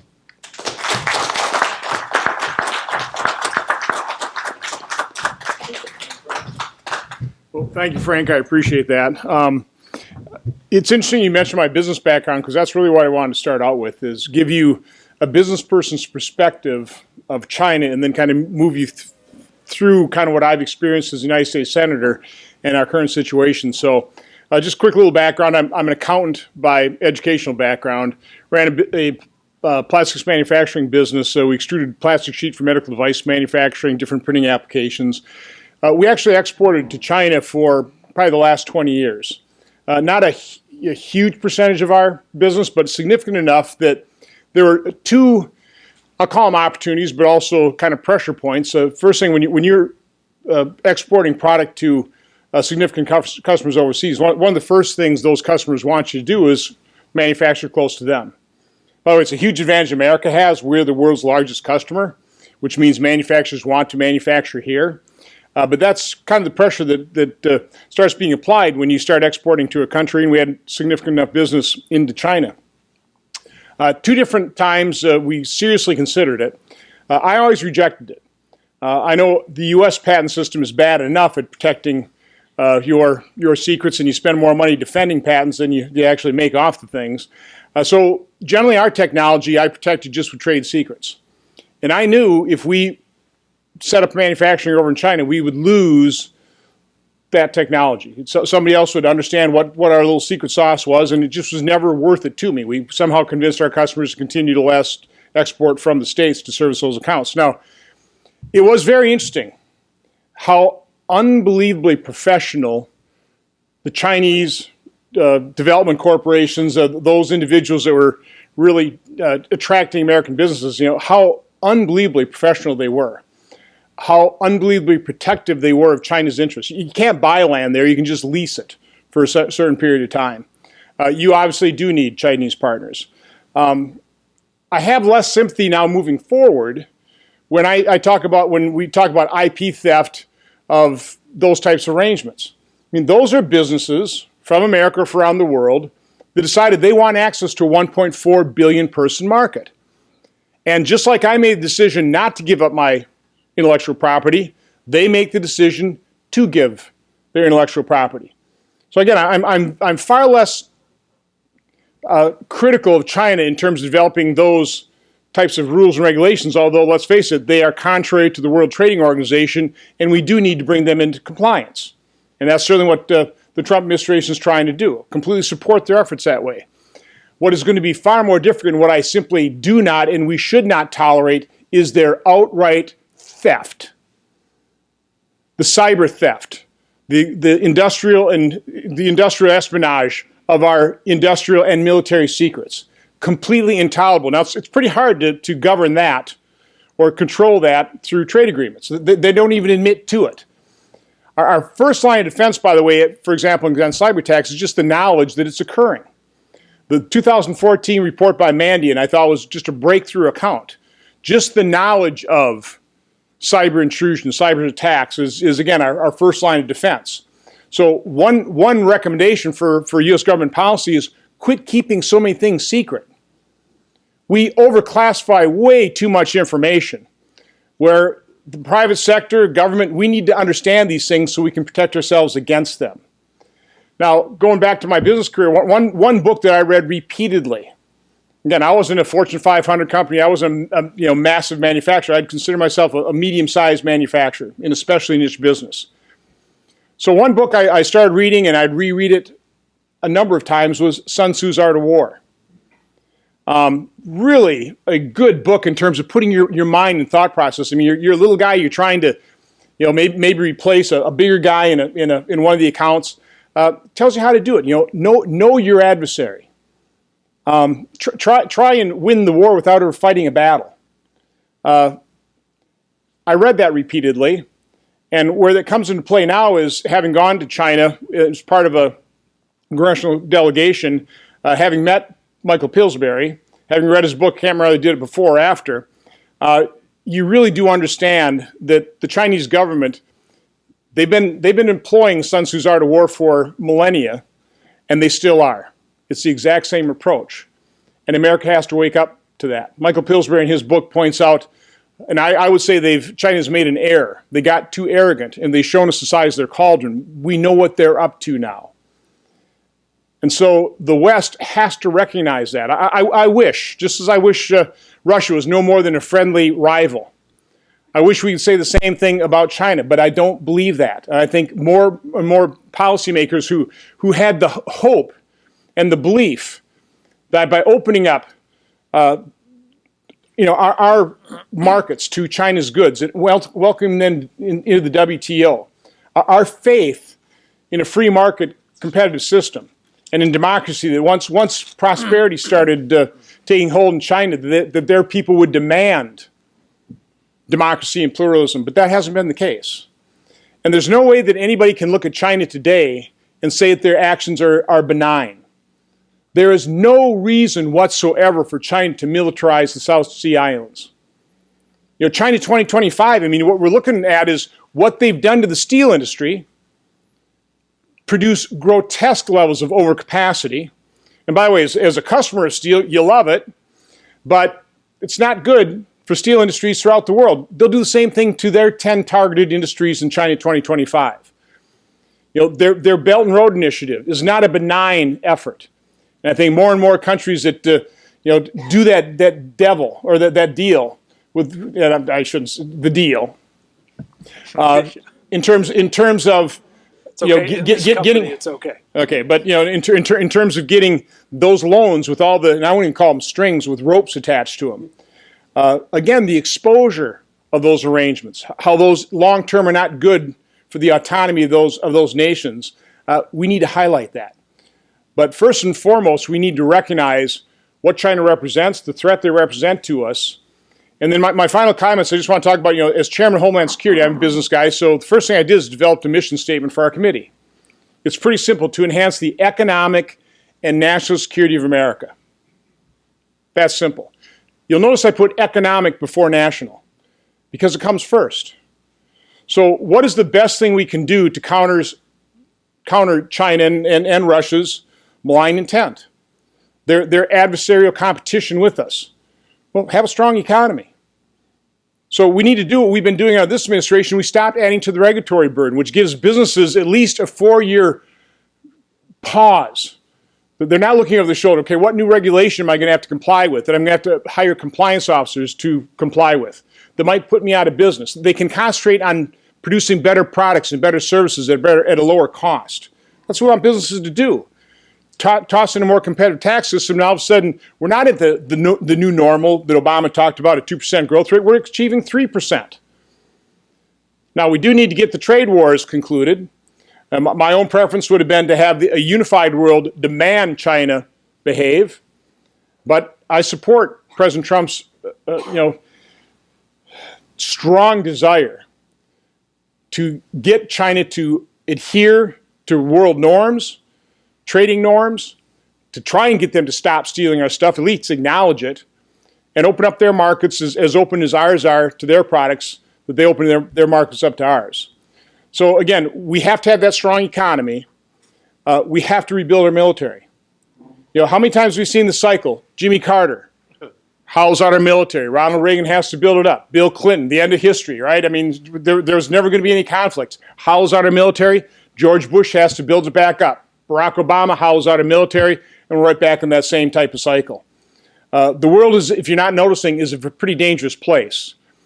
And again, we are in a geopolitical competition, and China is our primary rival. And that is what I appreciate about this group. You're recognizing that. You're raising the profile. You're not keeping it secret. You're showing this is what we need to be concerned about. Let's react. But again, the solution is let's make sure that we have a strong economy, that we do the right things here. Don't listen to the siren songs of the Bernie Sanders of the world, okay? The socialists. If you can't take a look at Venezuela and say, this socialism is not such a good idea, or Cuba, or the former Soviet Union, and take a look at, what has made a country as prosperous as America is a regulated, free market capitalist system that has and by the way, I lied, I've got one other point to make. The advantages versus disadvantages of our system versus China's. Our big advantage is that free market capitalism, which isn't a perfect model using Adam Smith's invisible hand of capital allocation, but it is the best and most efficient allocator of capital ever devised by humankind. I doubt that China really went out to create that expanded capacity in steel. It's not necessarily good for them, but they don't have the market signals. And so they blew it. So that's the one huge advantage we have, is this free market capital system that allocates capital in a more efficient way, plus freedom and liberty that allows people to innovate and aspire and realize their dreams. What we have going against us is we are increasingly shorter-term thinking. Take a look at Fortune 500 companies, all about quarterly results. Take a look at our news cycle. It is instantaneous. Yesterday's headline is tomorrow's old news, and we got a new headline moving forward. And our government, listen, democracy is messy. It's a good thing that we churn administrations. We don't have presidents for life. But that also puts us at a disadvantage to a meritocracy that's a dictatorship, where you have some of the smartest people out of a 1.4, 1.5 billion population pool. The smartest people rise to the top. They're in power for a long time. They have that Sun Tzu's Arts of War strategy. They develop these strategies, and they have many years to carry them out, versus our very messy political system that is increasingly short-term thinking, and we get all balled up. For example, do Putin's work for him is in terms of the whole Russian collusion, and we're seeing that play out continuing today. So again, we have the greatest country in the history of mankind, We have the best economic model. It is the best system of democracy. But when it comes to strategic long-term thinking against a powerful economic rival in China, we got to get our act together. We need to think strategically. We need to have that strategy carried, first of all, known and carried out administration after administration. And we've done that on the Monroe Doctrine, the Truman Doctrine. I mean, there are times we've accomplished that. We have to re-embrace that kind of strategic thinking long term. With that, I'm happy to answer any questions you've got. There's one right there. Are there any questions? Yes, sir. Please introduce yourself. Hi, Josh Glancy from the Times of London. As you probably know, Britain last week said it was going to accept limited Huawei involvement in its 5G network. And it also said that it was going to go out and pitch for Belt and Road contracts in June with China. So I was just wondering if I could gather your response to that. Britain is a very strong security ally of the United States. Well, first of all, Britain, we do have that special relationship. It is the Western democracies. I mean, it is our values. It's our belief in individual liberty and freedom. That is the governing model that we want the rest of the world to embrace. And so we got to hang together. We've got to be allied. We have to recognize both the economic and national security threat of allowing China to dominate the 5G world and utilize, telecommunication equipment like in Huawei. That represents a serious national security threat. There is nothing you can do. There's no way to ameliorate that if you buy and put that equipment into your telecommunication system. So the U.S. will push back strongly, whether it's against Germany, whether it's against the U.K. That is just to me, a no-brainer in terms of what, as allies and friends, we should not be doing. We should not be promoting both economically, but also for national security interests, China's growing presence in 5G and some of these growing technological areas. Are you surprised or disappointed to see Britain make those decisions? Disappointed, I think, would probably be the best way to state it. Other questions? Alex.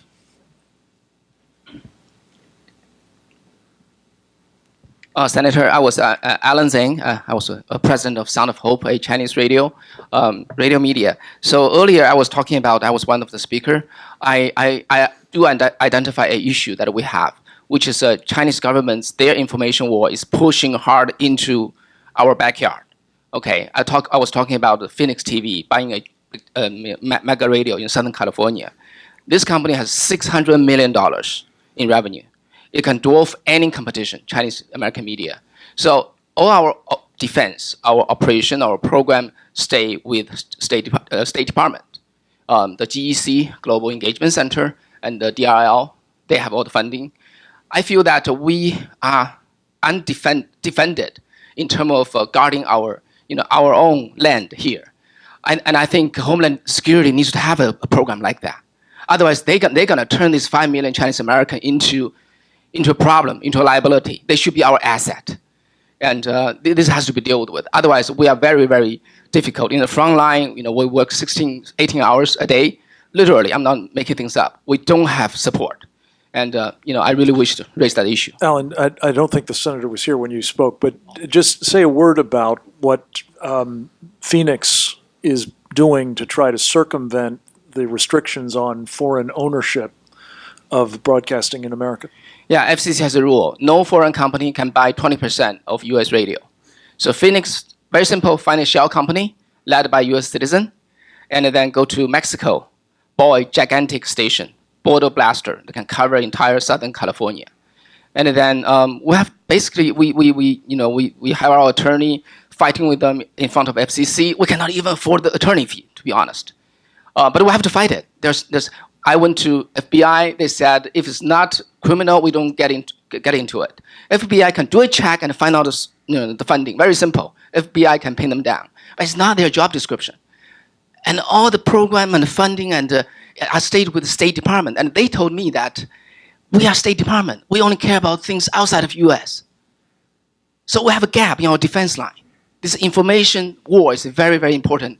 Cold War is one, it is fought by military strength and economic strength, but it was won by information, by the heart. So I think we need to win that battle, and we need Homeland Security to step up. Not to totally ruin your day, quick show of hands. Oftentimes I open up my remarks. How many people think the federal government is efficient and effective? How many think it's pretty broken, dysfunctional? Okay, there's our disadvantage right there.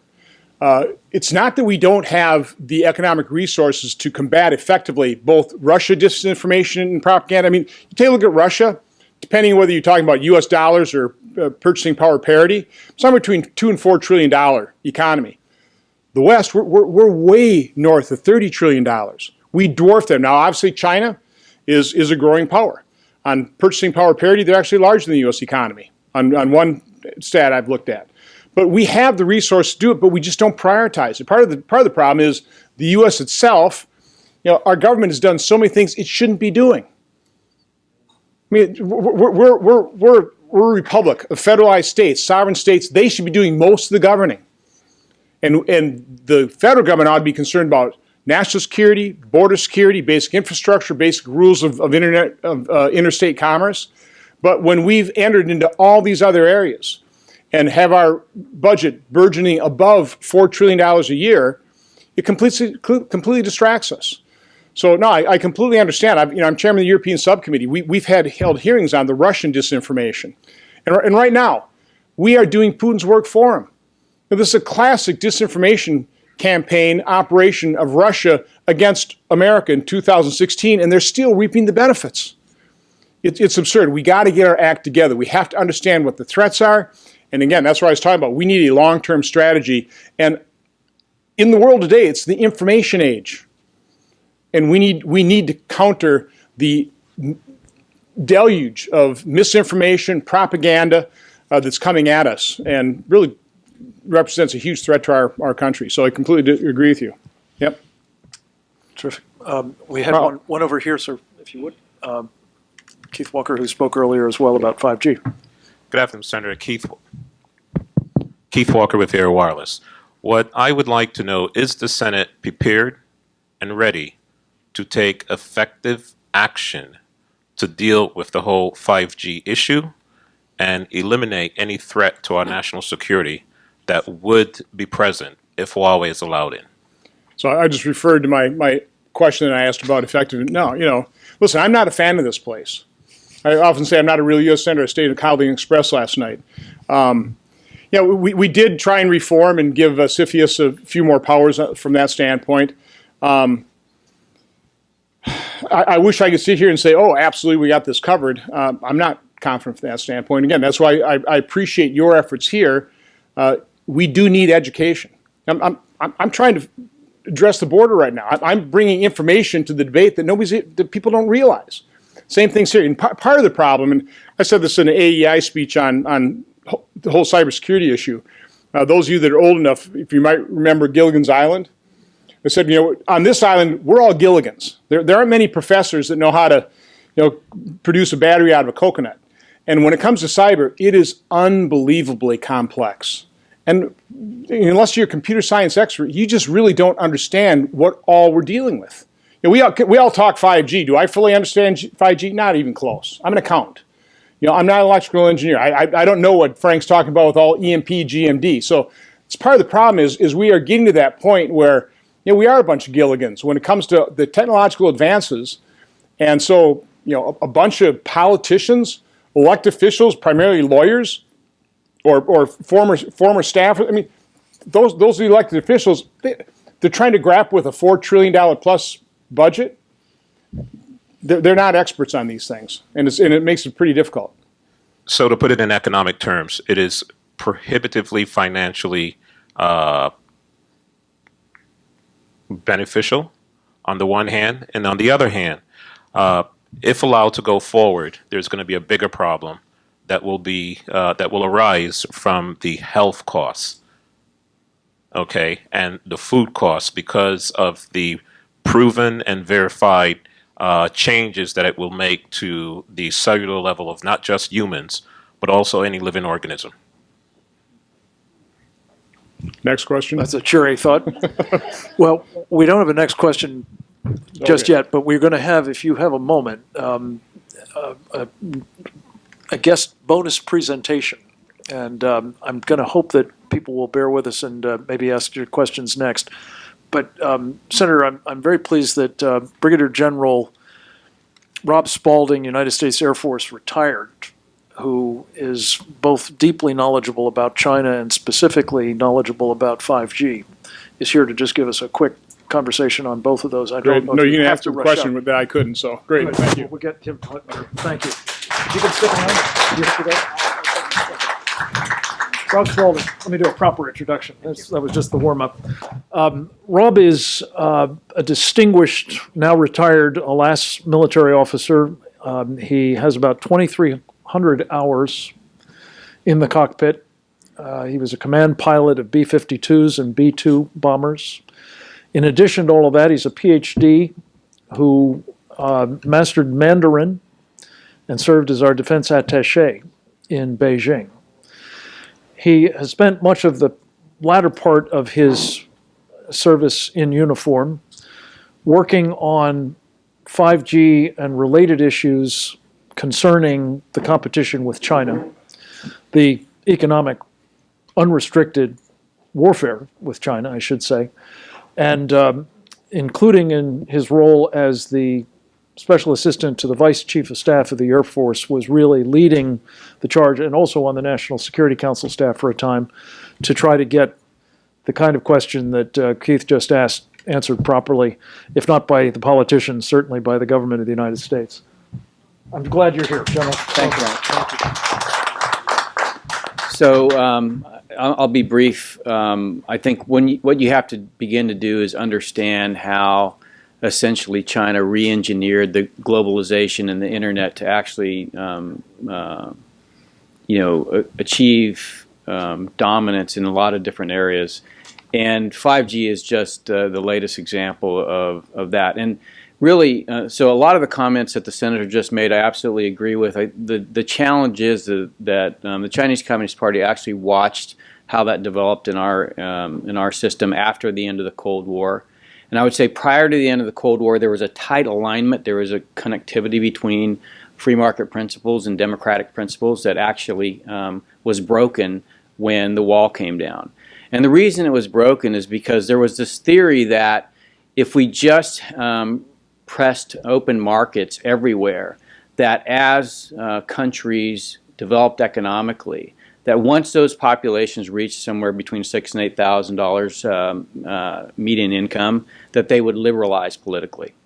Okay, and you could make the argument that prior to June 4th, 1989, that those kinds of effects were actually happening in China. The problem is the Chinese Communist Party realized it and then began to re-engineer the system in its favor. So one of the things that America has enjoyed, and one of the reasons it's been successful over 240 years, is because there's been this very tight alignment here between private profit motive and national interest. In other words, if you were doing well in your business, the country was doing well. And it's all about setting the incentive system. And so what happened was China understood if it could incentivize corporate behavior around its own national interests, that it could beat the U.S. at its own game. The Soviet Union tried to direct economic activity down at the unit level. It's completely impossible. You have to let people be people, do things in their own interests. The Chinese Communist Party figured this out. What they did is they drew very hard lines in the road in terms of what's the art of the possible, in terms of what you can do, but everything else in between those lines is absolutely 100% permissible. And more importantly, we're going to use our large market and the financial reserves from a society that saves essentially 50% of their income. And we're going to use that to not only incentivize our companies to do what we want them to do, we're going to incentivize the rest of corporate activity outside. And so in other words, today, if you're doing well in America, China's getting stronger. If you're doing well in Europe, China's getting stronger. If you're doing well in Africa, China's getting stronger. Now, there are so many aspects to this that we could literally sit here for a couple of days and talk about in each area how they've engineered that. There's a lot of people that talked about it last week in New York, but essentially we come to the point is, where are we going in the 21st century? And what we said in the National Security Strategy is that data is a strategic resource, particularly because in our system, in our IT-based system, data aggregation is very easy. The accumulation of data in our system today is equivalent to the accumulation of power. And so who is accumulating power in the current internet age? Large tech companies and totalitarian regimes. Why? Because they can aggregate data. Now you say, okay, well, but we can't do anything with that data. Well, then you introduce machine learning and artificial intelligence. So when you combine large amounts of data, social networks, machine learning and artificial intelligence, you begin to do things like global surveillance, targeted influence. And then when you build a 5G network that's built not for us, by the way, but for machines, you start introducing machines into that danger mix. So global surveillance, targeted influence, and when self-driving cars and farm equipment and drones and all these other things start to attach to the network, the ability to control those to do what you want to, which will increase the ability to do surveillance, will help you do targeted influence, but it also, in cases, will be able to be used to kill people. I mean, that's just the truth. The Internet of Things today are cameras, and we know that those cameras have very little security. Absolutely little security. When, in fact, there's stories all the time how somebody's hacking in the cameras or using botnets to take control of the cameras and use them for DDoS attacks. That's completely available today. It's just going to increase exponentially with the introduction of 5G. So what is 5G? Well, for one thing, you go from 10,000 connected devices per square mile to 3 million connected devices per square mile. So if you think you have a threat landscape today, what do you think is going to happen when we start rolling out 5G networks? So when we talked about this in the National Security Strategy, we said we're going to build a nationwide secure 5G network. Now there was two parts to that. One, we realized that if you're building 5G networks in a country like America, we probably shouldn't leave the rural America behind, right? But if you look at the spectrum policy that we're using today, that's exactly what we're doing. We're building 5G networks in dense urban areas. We're not building in rural because if you talk to not an economist or a policy expert or any of the other people here in DC that don't actually understand engineering, you'll find that millimeter wave is not sufficient for building a nationwide network. In fact, it's extremely poor for that. In fact, what you need and what every other country in the world is using is mid-band. But because we have such a slow bureaucratic process and nobody has realized the almost crisis nature of what we're running into here, we're just slowly rolling out that mid-band. In fact, we're on a path that the Defense Innovation Board told the Department of Defense, now this is an unclassified report, go to the internet and look it up, told our Department of Defense that you need to be prepared to be in a post-Western internet world. What does that mean? Chinese cybersecurity standard says you must put backdoor in your hardware, in your software for the Chinese domestic market. Now, what's happening? As that global architecture gets built out, that global infrastructure, because Huawei is leading the effort with subsidized equipment, subsidized installation, and subsidized financing, those standards also come out too. That means your phones have backdoors in them because it's too hard to have a code base for China and a code base for the rest of the world. And it's much easier, by the way, if you have a code base that you can share everywhere, which is why it was such a boon for the United States when we won in 4G, right? So now that's why the Chinese Communist Party said, let's win in 5G, and we can deploy our global standards. Those global standards mandate that you're going to have backdoors placed in it. Go read the Chinese cybersecurity law. Okay, so it's all in there.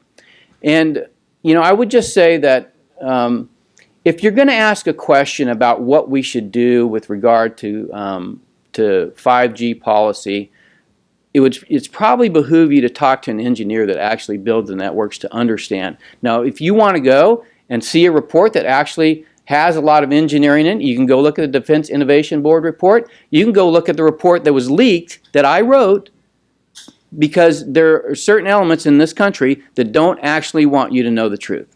Happy to take questions.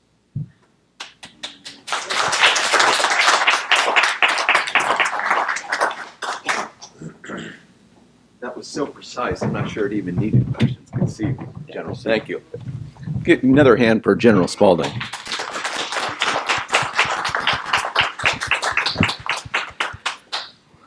The General's remarks reminded me of something William F. Buckley once said, which was the problem with socialism is socialism. The problem with capitalism is capitalists, or are capitalists.